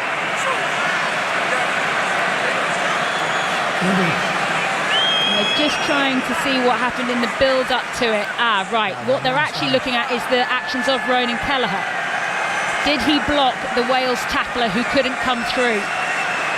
Tommy Bowe, your thoughts? He does look like he's ahead of him. He's blocking the Welsh defender trying to get in there, and he wasn't latched onto Jack Conan. The grounding is fine. I mean, I think they're parallel. He definitely just obstructed the Welsh defender, but it's whether he was in front of Jack Conan or not is the big question. Well, at the moment the crowd is very excited, and they're excited because... Okay, so I have a decision. The 2 players are alongside each other. I'm not seeing it as a clear obstruction, and we've got a clear grounding, so we're awarding a try. Okay, so Jack Conan does finally get his try. Your thoughts, Philippa Tuttiett? Yeah, look, just as Tommy was explaining, if the player was in front, that would have been obstruction, but he wasn't. He was pretty much lateral, latched on. That's fine. It was coming, wasn't it? You know, Ireland, you don't need to give them multiple chances. It's just frustrating Wales giving away that penalty. That was needless. Okay, Crowley then with the extras being added. Right boot, no problem there. He's 2 from 3 with the boot tonight, and it is now Ireland 19, Wales 10. And this is the first time we've seen real daylight for Ireland on the scoreboard, Tommy. Yeah, listen, it's the perfect start from Ireland. Wales obviously pulling back to 2 points, just going in at half-time. It was going to be who can get off the mark quickest in the second half. Wales kind of shooting themselves in the foot a little bit, giving away that penalty inside the Irish 22. It just gave them that little snip of an opportunity, and Gibson Park runs in, takes a quick tap and moves the ball into midfield. Ireland 2 phases later score a try. So Steve Tandy will be really frustrated with that. Just a little switch off at international rugby can be so costly. And changes here coming in for Wales as well. Ollie Cracknell onto the field, as is Nicky Smith. So Rhys Carre is off, as is Aaron Wainwright. And as we said, Aaron Wainwright, he didn't train fully in the build-up to this fixture. They kept on saying he was going to be okay. It's just his body wasn't quite right after that performance against Scotland. But you can see the physicality that Aaron Wainwright put into that first half. Absolutely huge. He's been Wales' best ball carrier, not only in the amount of carries, but the amount of metres he makes every time. Our scrum's been under a lot of pressure, yet somehow he manages to get it out and make metres. He's been the real heart and soul of this team. Well, Ollie Cracknell looking to fill that void, Leicester man. Of course, Aaron Wainwright, he's on his way to Leicester next season as well, as the ball is on this near side. Wales have it from the line out, and they're just trying to work their way forward. Dowie Lake, the captain, goes down to the floor, places backwards. It's actually Cracknell now on the ball himself, as it's driven forward this time through Wales as they approach the Irish 10-metre line. Need to be calm with this possession. They don't always get loads of it here. High ball is being put up by Thomas Williams. Rhys Samet and Josh Adams is there, and it's Jamison Gibson-Park who is stood in exactly the right place to catch what we know is called the crumbs. When the ball comes down, you don't know where it's going to go, but you've got to be in it to win it, and it was Gibson-Park who came away with that one. Doris, between his own 10 and 22, waits for Gibson-Park to come back around, and so we can just see in that backfield some of the Wales players rearranging themselves. Rhys Samet coming back, Balakoon there as well. Miscommunication, it looked like it might have been knocked on by Ireland. Yes, our referee Carl Dixon agrees. We're playing advantage then to Wales, but they're back inside of their own half, 15 metres out from the near side touch. It's Ireland 19, Wales 10, 47 minutes played, and Wales going backwards. They're going to come back for the scrum. And they've given a penalty now. Okay, forget the knock on. Tackling someone without the ball. Yeah, it was the follow-up tackle, just taking the player without the ball. Meant that Josh Adams couldn't get his hands on it. So Wales penalty. Dan Edwards going to try and get as much distance on this as possible. Big night for Dan Edwards. If we remember, he only made his Six Nations debut when you and I were in Paris last year, Philippa. Yes. Everyone remembers that match quite clearly. One of the last, as it turned out, for Warren Gatland. But of course he didn't feature at all in that performance against Scotland. Sam Costello injured. Does he need a big performance? Yes, he does. I mean, Sam Costello injury, I think might just keep him out for the campaign. But Dan Edwards has been there. He was there through the autumn. He orchestrated that win against Japan. So he's got a lot of credit in the bank. He's just being kept on his toes, and he's a young fly half. So you've got to give him the grace of the odd bag game. Big old attack here from Wales. They just go over the 22. They juggle with the ball, manage to get it away to Josh Adams. He's got support outside him. They can't make the final pass to James Botham. Huge frustration. Wales were 5 metres out. They thought they'd made the space, and they have the choice of a line-out or a scrum. Ireland, I think, are going to go for the line-out. Listen, electric pace by Josh there. I thought he could have did a show and go himself. Jack Conan worked unbelievably hard to track him on the inside, and I think if he did do the show and go, Jack Conan might have just got him. But Josh Adams, he's just so fast, so unfortunately they couldn't keep up with him on the outside and threw the ball into touch 5 metres out from the Irish line. That was a really massive chance for Wales to get themselves back into this. Just on the Dan Edwards one, I think he's an amazing prospect, an amazing player. I just like to see him getting a little bit flatter to the line. He certainly is kind of sitting back a little bit, which means it's a little bit more difficult for the Welsh backline to really cause Ireland trouble in the backline against backline. Yep. Yes, thank you. Yep. Set.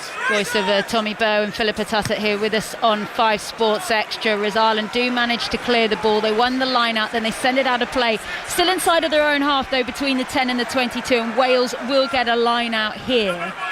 And although Ireland has scored early on in this first half, it's nice to see a good attacking sets early on, Philippa. Yeah, absolutely. Wales certainly haven't let it get to them, have they? They've shaken it off, trying to get themselves back into this game. You talk about Dan Edwards, Tommy, playing flatter to the line. I think that's exactly why they got Jared Evans on the bench, because that's exactly what he does. We'll see him coming on probably 70 minutes. He'll play right flat to that line. If there are any tired Irish bodies out there, he'll expose them.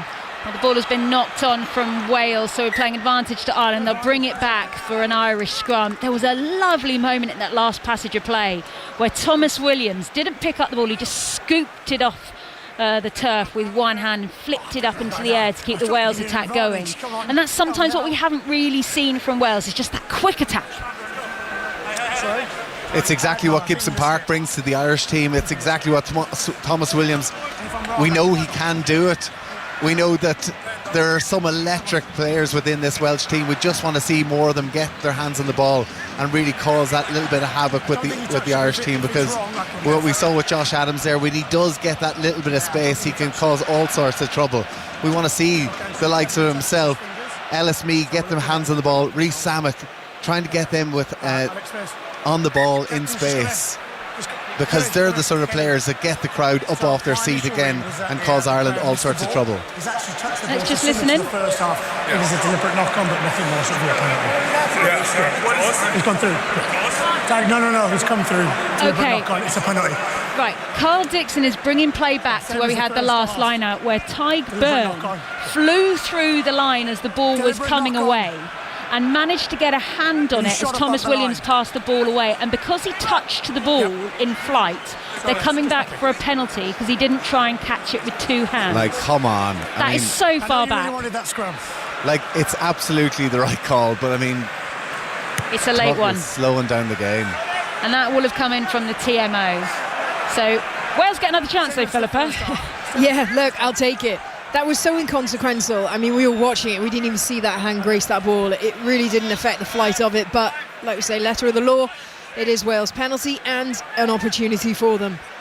Okay, Dowie Lake, hands on the ball, and this is ultimately a massive opportunity for Wales. They're 10 metres out from the Irish line. Oh, there's a big James Ryan hand in there, but somehow they've managed to hold on to it.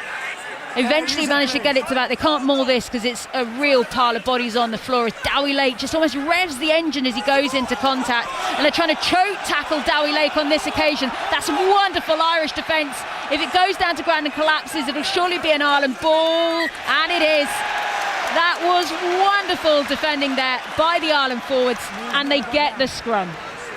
Yeah, really good defence there. And what was key is Ireland put bodies into it, because initially when Derry realised he wasn't going to win that collision, he was trying to get his knee to the ground, which would have been a tackle, which would have meant defenders would have had to release him. But as soon as there's more bodies on it, it becomes a maul. Doesn't matter if your knees are touching it, goes down, ball to the opposition. It came from a brilliant line-out contest by James Ryan as well. Wales went up at 2 at the front of the line-out to try and get that quick ball, easy ball off the line-out. James Ryan got in, tried to disrupt it, slowed the ball down for Wales, and then all of a sudden they were just running straight in to a big green blanket in defence. And yeah, a wonderful turnover. That's the sort of attitude, the sort of performance, the sort of togetherness that Andy Farrell will be demanding from his players. It was Tom O'Toole who was involved in that choke tackle, real man test, as Wales go to ground. Again, that's just compounding errors from Wales.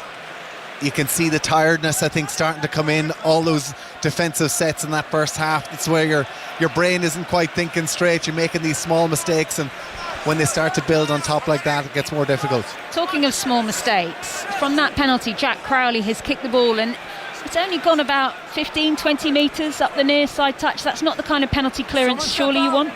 No, he did the same on the other side of the pitch going into the Welsh 22. It's almost as if he's trying to be a little bit safe instead of missing defence. My goodness, what defence by Wales there. Huge tackle coming in there by Eddie James, absolutely smashing the Irish player down to the ground. They somehow managed to hold on to the ball, but they've lost ground as the process. They're still parallel from where the line out was. They haven't got over the gain line just yet. Wonderful read there by Eddie James. So much talk about what position he could play going forward. Keep him at 13. Could he come back to 12? Ball on the ground at the moment then for Jamison Gibson Park. Ireland inside of their own half want to get out of it. It's going to come down on the halfway line. Calling for it is Stockdale. That is going to be a Welsh ball. And they're playing on now through Nicky Smith on his way to Sale next season, as the ball is straightened on that occasion through Daffyd Jenkins. Remember, still only 23 years old, Daffyd Jenkins. He has got some miles on the clock for one so young, as the ball is dug out. And at Wales, they are stuck. There's no two ways about it. As Ollie Cracknell gathers, he's taken the ball about a metre, and it's definitely not a metre over the gain line, as we now see Nicky Smith drive on. And Wales need to find an idea, a little bit of a spark of something. It's going to end up being a Thomas Williams box kick, but how many times have we seen this? A bit more distance and length on it this time. Underneath it is Jack Crowley, and he's back on the Irish 22. Real delayed pass eventually goes to James Ryan. And Wales are up really fast here, but you just worry that straight away Ireland will know a way to break out. They'll find a big exit, and Wales will find themselves back at the other end. Here comes the big drive forward, this time by Kelleher. Still on the field on 54 minutes. Ireland 19, Wales 10 here on 5 Sports Extra. Ball away this time through Doris, pushing out towards the far side wing. Ringrose touching on this occasion. They've gone through about 4 phases, nearly up to the halfway line. The kind of attack we're just not seeing on a regular basis yet from Wales in this second half, as Timoney drives on and disrupts and slows down the line out. Gibson Park has to go in for another little bit of a dig to secure the ball on the halfway line once again. All the forwards just trying to offer themselves, and Ireland are appealing, saying, can we have more please, referee? He's not going to give a penalty, Carl Dixon, not interested. High ball from Gibson Park, and it's ended up in Welsh hands, and it's in the hands of Lewis Rees-Zammit, who can see there's no one at home out there on the right hand side. The 50-22 is on, you heard from our referee. It's a metre short. Jack Crowley gathers. Nearly double brilliance from Lewis Rees-Zammit, who is playing his part as we wait for this Welsh revival. Ireland 19, Wales 10. 3 tries for Ireland, another one and they get a bonus point. If they win tonight, they are on for the Triple Crown. It'll come down to next week when they host Scotland here in this very stadium a week tomorrow. Furlong.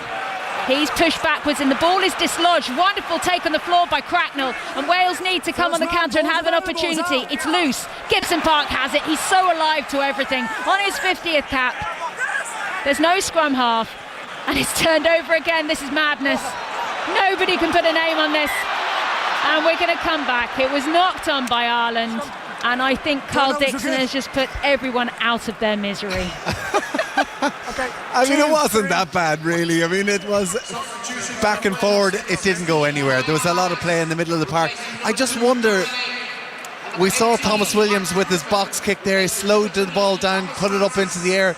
You think back to the early stage of this match where Wales got real dividends by the crossfield kicks into the far side. And I just think with the likes of Balakoon, with the likes of Jacob Stockdale, they haven't been that brilliant underneath the high ball so far. Why would they not try to put those balls across into the corner and really force that challenge? Because Josh Adams on the touchline here is looking so dangerous, wants the ball, he's calling for it, just doesn't seem to be coming his way.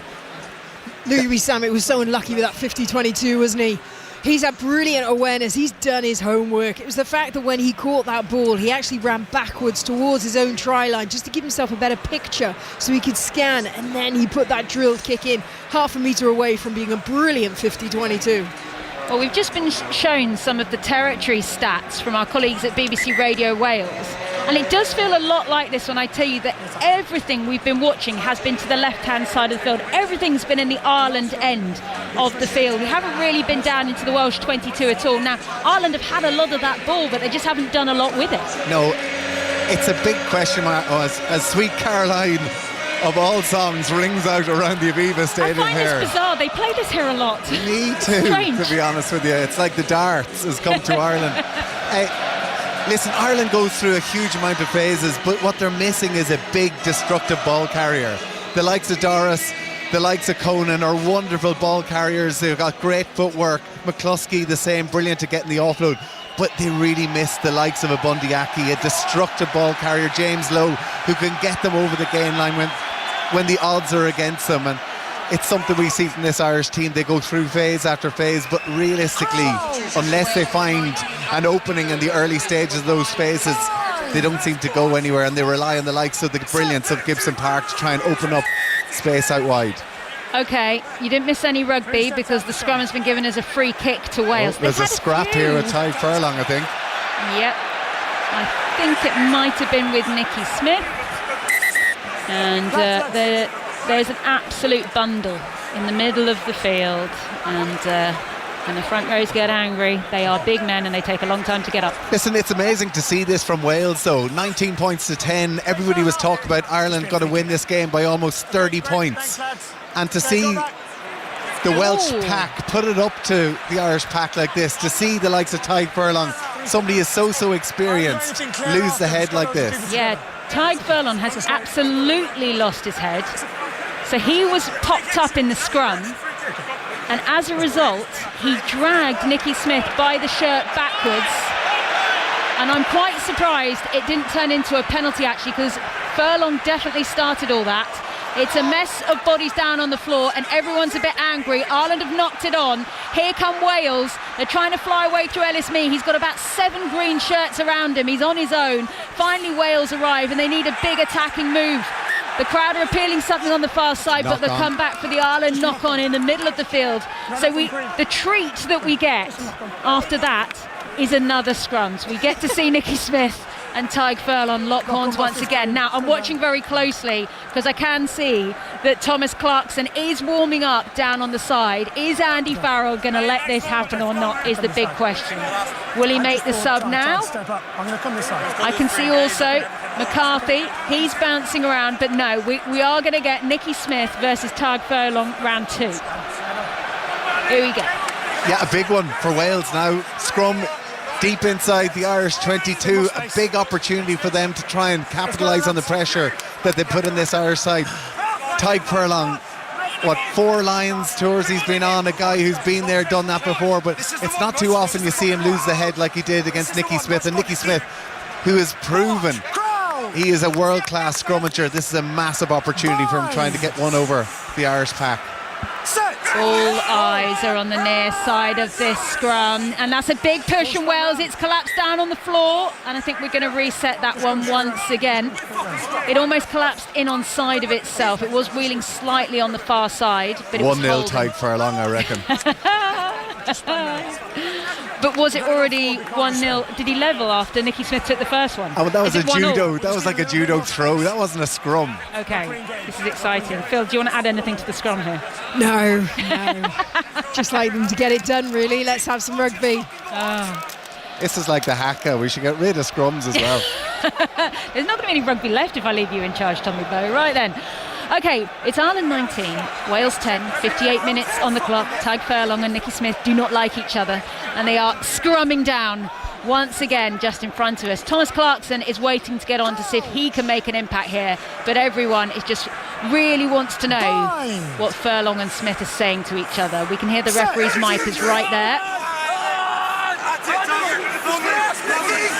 Oh, that is a big push through. It's a penalty advantage to Wales. What a penalty! And there is still a bit of afters going on. Furlong is pushed away, and that is an enormous penalty there for Wales, right in front of the post. I don't know if they're going to want to kick this. I think they'll go for the corner, and that's what they've decided to do. That was a huge scrum by Nikki Smith. I mean, I don't know much about scrummaging, but my goodness me, that was incredible. He absolutely drilled through Tadhg Furlong, didn't he? And like you say, they've got to go for more than the 3 now. They've gone for the corner. And Furlong coming off as well. Yeah. He will be really annoyed with that. That's the worst time to come off, isn't it? Well, listen, a guy, look, you can see it in his face. He's an unbelievable competitor, but he'll know he got it handed to him there by Nikki Smith, and that's not a good way to go off the pitch. Okay, it is still a Wales line out 5 metres away from that Irish line. And they have got a really nice maul set up here and expect the entire Welsh team to get in on this. Josh Adams adds his weight, then he backs off and realises, no, I'm a back, I shouldn't be in here, as Thomas Williams then comes around the corner, snipes over the top. 2 metres for Wales left to go to get another try in this. There's no bodies committed here by Ireland as they reset the defensive line once again. Both sides need to be clean. If they can get over line now, they're back in touching distance, Wales. They have shown that they can play at the highest level, and they're doing it once again. Picked ball by Thomas Williams, but no, offside by Ireland. Penalty advantage to Wales. And that's 2 penalties now in quick succession. There's no warning here for Ireland. And they're just deciding what to do. I think they're going to tap and go. Philippa Tuttiett. Scrum. Let's go. Yeah, they're having a real meeting about it, aren't they? What are they going to do? Now they're going for that quick tap. Okay, stepping up, Ryan Elias. And you can hear the Aviva crowd getting into this. Oh, they went so low. Still a metre to go. Wales hunting down a second try at the Aviva Stadium.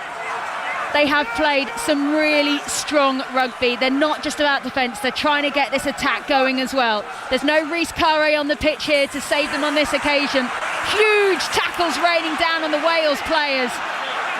Ireland playing for so much pride, as much as Wales. Picked once on this occasion. It's Archie Griffin, the Bath prop. He drives on. Back it goes now to Botham in his red scrum cap, gathered by Thomas Williams. Nicky Smith has to take it in one arm. Drives forward. The Wales players just need to keep it moving slightly to get some soft shoulders. Ireland has so much time to rearrange. Pick and go once again. Oh, huge hit going in on that occasion on Joe Hawkins. Back inside, driven forward, not to be by Alex Mann, who was nearly there. Ollie Cracknell driving now. 1 metre to go. They're nearly there, Wales. They've got numbers to the left if they use it quickly, but they're keeping it tight in the forwards. You got it. Try! Wales get their try. It was tight, it was ugly, it was done by the forwards. And they go over. It's now Ireland 19, Wales 15. You said it, it was ugly, it was frantic, it was desperate, but it was a try. And that's all these players and that's all these fans care about. 19-15 on 62 minutes away at the Aviva Stadium. Wales will be proud.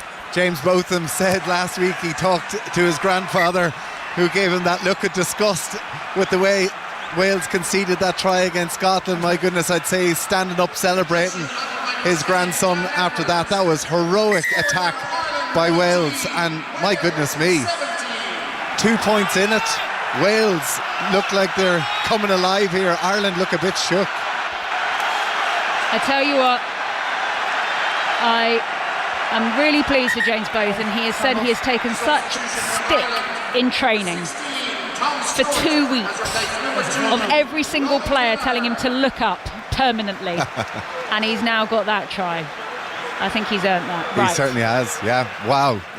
Incredible Unbelievable stuff. attack. I mean, because it looked like they were going nowhere there. Ireland had lots of time to line up in defence, but they just got that little bit of an upper hand, just that one chink in the armour. Right, Looks like there's a few substitutions being made by Ireland. There are a few. If you heard any fruity language coming out in the last few minutes, we do apologise, as we're just waiting for the player to make their way off the field of play. There's Tom O'Toole, who's played his part here for Ireland. But coming onto the field of play now, we can see Michael Milne is there, the Munster man. And it is now a 2-point game, but there's still a long way to go, 16 and a half minutes. And as I said, particularly in this second half, we haven't really looked right at all. Yes, Ireland did get a try early on through Jack Conan, but you have to say everything has been down at the Ireland end of the field. Wales' tails are up, and it's how Ireland respond here which is going to be the massive thing. High ball goes up, not cleanly taken, and Wales have it. Goes back to Edwards. Edwards gathers, decides to send it down the field, gathered in the backfield nice and calmly there by Stockdale, who is not in an interest at all at rushing things. And you talk about sometimes when things go wrong, you do just feel that Ireland are trying to take back control of the wheel of the car right now. Yeah, I don't know about that with Jacob Stockdale. He had loads of time there. The team have now had to retreat right behind him. He needs to hit. He hasn't had a great touch there either. I don't know.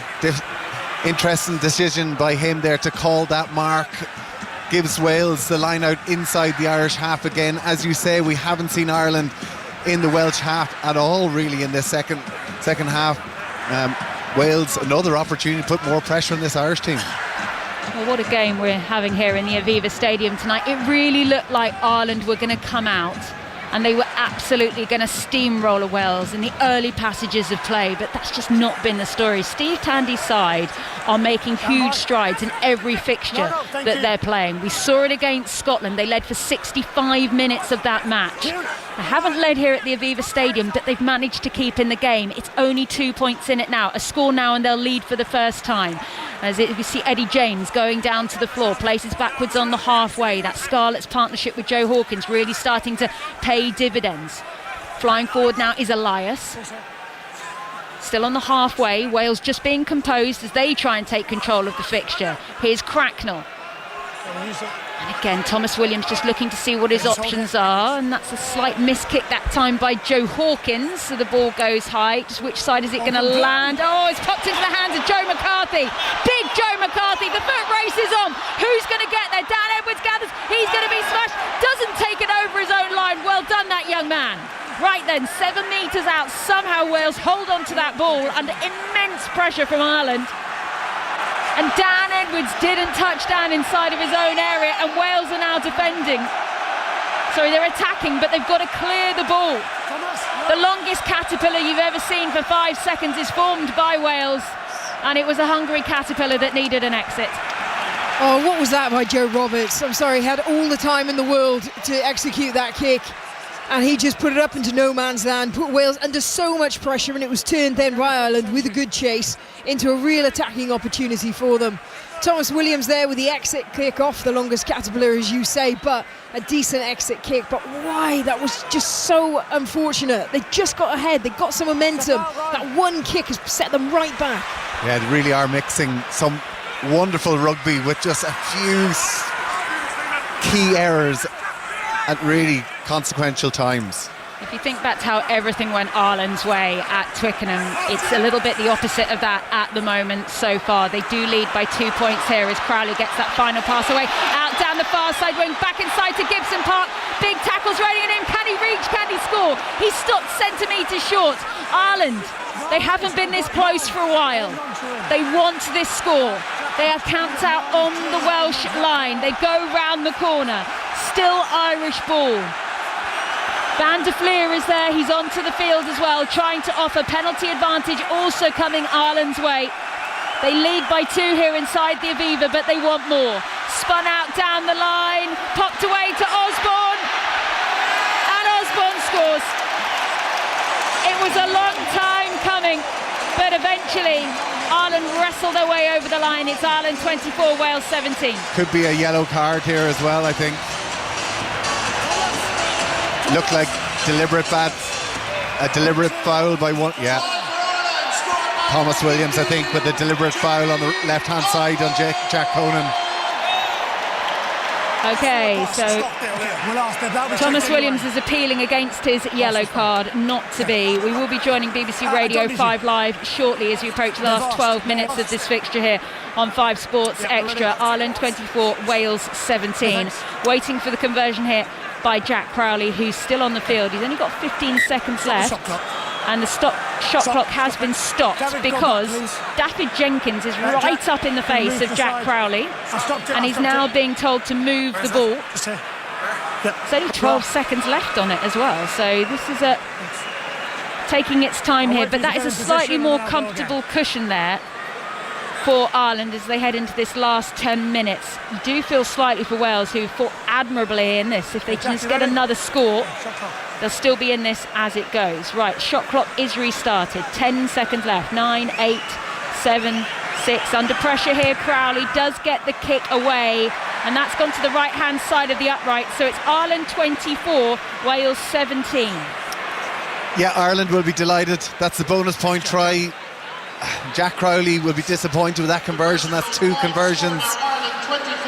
That whenever you're in a battle with Sam Prendergast, who's on the bench itching to come on, take your place, you need to be nailing those kicks, particularly when it gets to these crunch stages in matches. But Ireland will be delighted to get over and get that try. Thomas Williams was in the ruck and held on to Jack Conan's leg, then preventing him from scoring. So he's now gone to the bin. Jamie Osborne's gone into the bin. He's got over the line.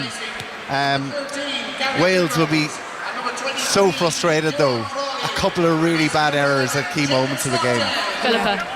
Yeah, so frustrating. They worked so hard, haven't they, to get into the game, and then some silly errors. We were just watching a rerun actually when Jameson Gibson Park was denied scoring in the corner by Louis Rees-Zammit. That's actually an illegal tackle.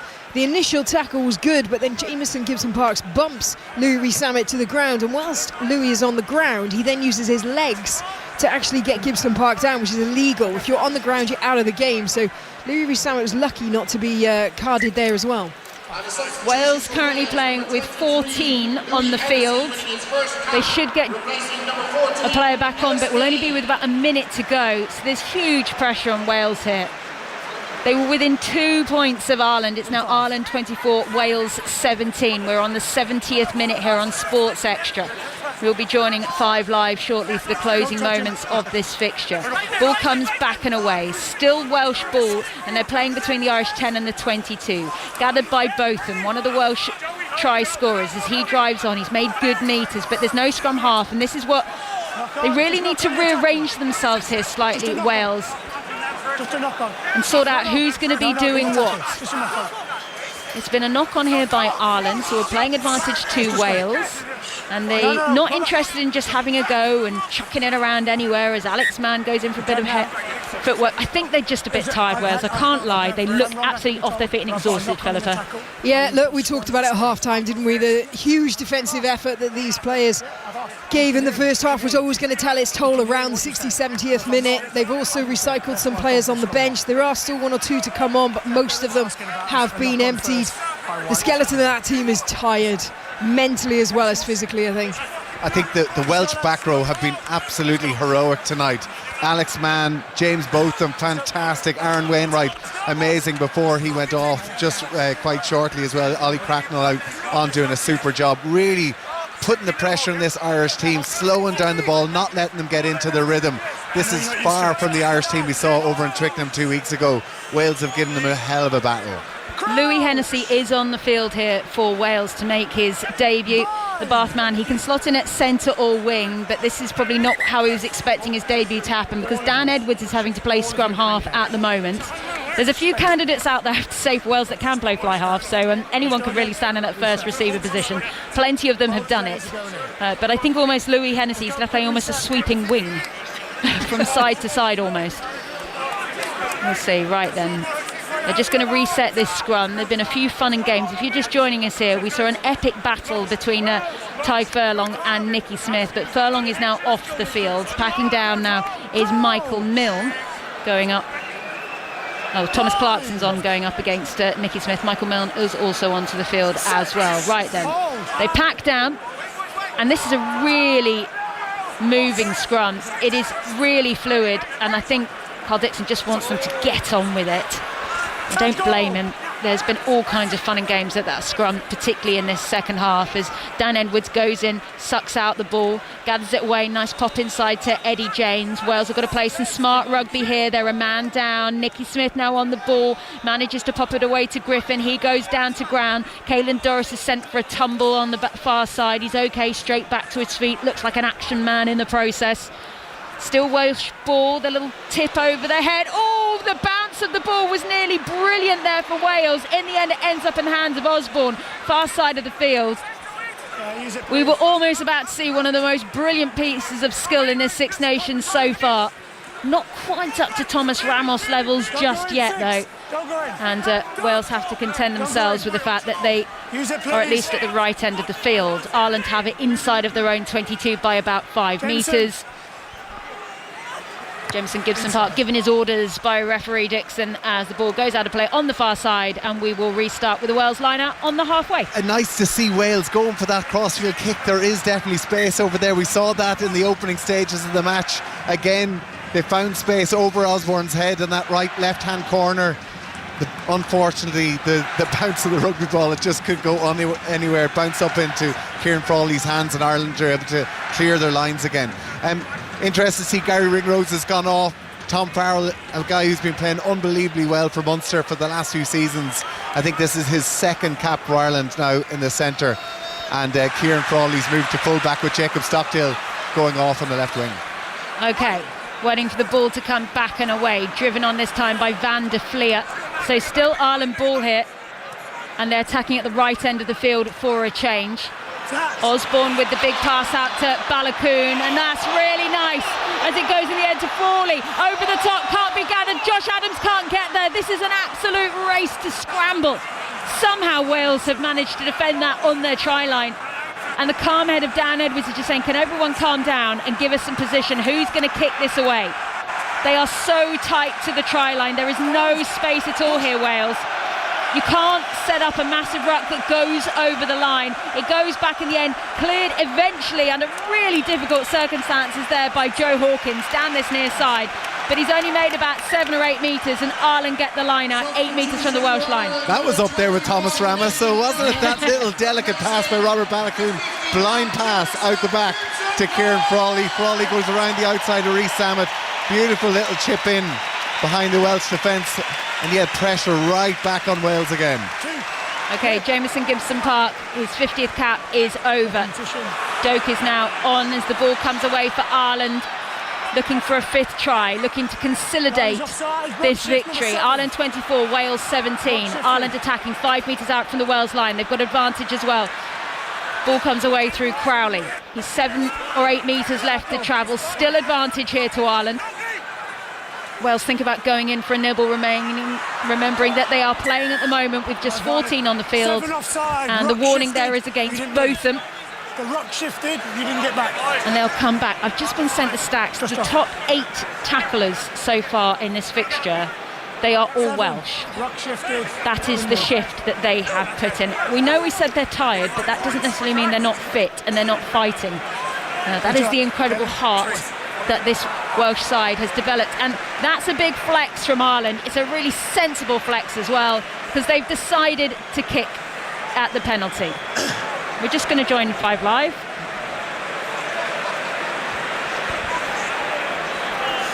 Welcome to the Irish capital. We're on 76 minutes. It's Ireland 24, Wales 17.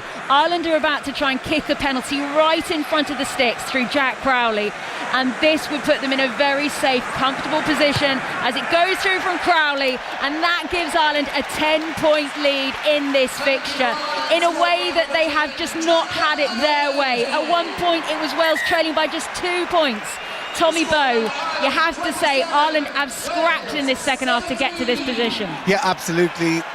This is not the vintage performance we saw 2 weeks ago against England over in Twickenham. Wales have brought the battle to Dublin. They've pushed them all the way, and yes, Ireland are 10 points ahead, but the bookies had them by 30 points going into this game. Wales have really stuck to task, tried to make a mess of Ireland's attack, and played some brilliant rugby, and credit to them. They've put their bodies on their line. They've made an unbelievable amount of tackles. They worked so hard, but you can see the tired bodies on the pitch now from the Welsh team.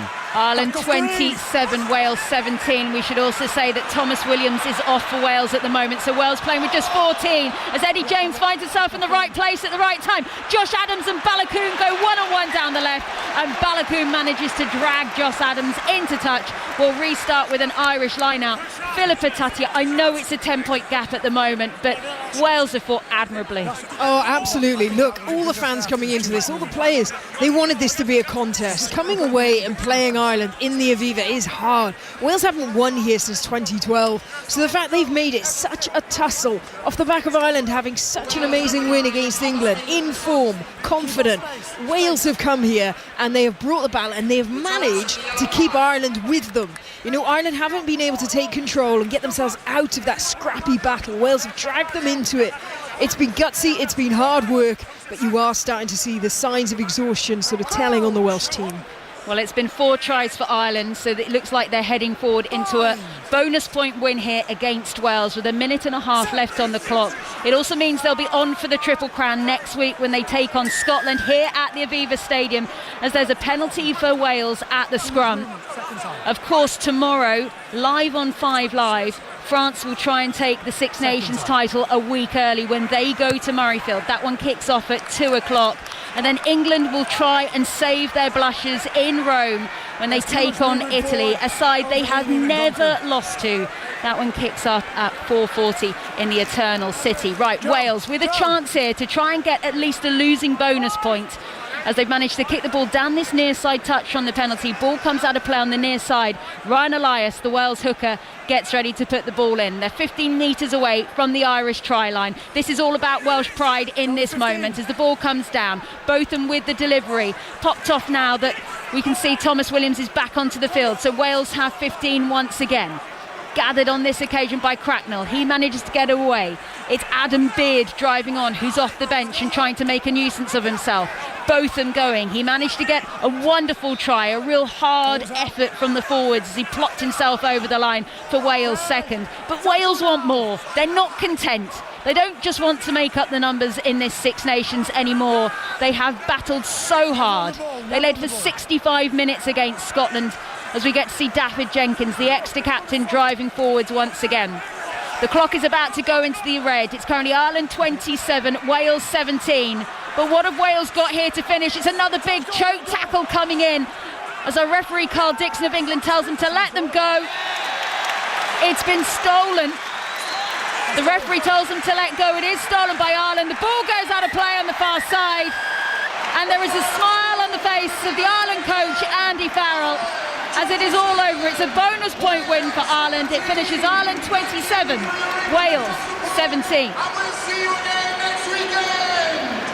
Well, here on Sports Extra, we get the reaction to that result.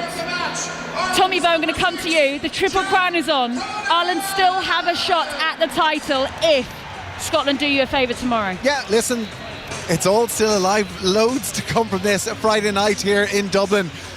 Not probably vintage rugby from either teams, but I think it was so close up until the final 10 minutes of that game. From an Irish point of view, there are question marks certainly around some of the performances, but then at the end of the day, coming up against Wales, 4 tries to 1 or 4 tries to 2, and again the Triple Crown is still alive going into Scotland next weekend. So yeah, lots to be positive about, lots of work-ons, no doubt about that, but I think keeps the championship still alive, and who knows what could happen with France and Scotland tomorrow as well. I mean, there could be a Six Nations on the cards as well. There really could be. Now, Philippa, there's been a lot of narrative around this Welsh team and nobody wants to patronise them, but there is no denying that the last 2 fixtures in this Six Nations have seen huge improvements. No, there absolutely has, and today is another step forward in my books.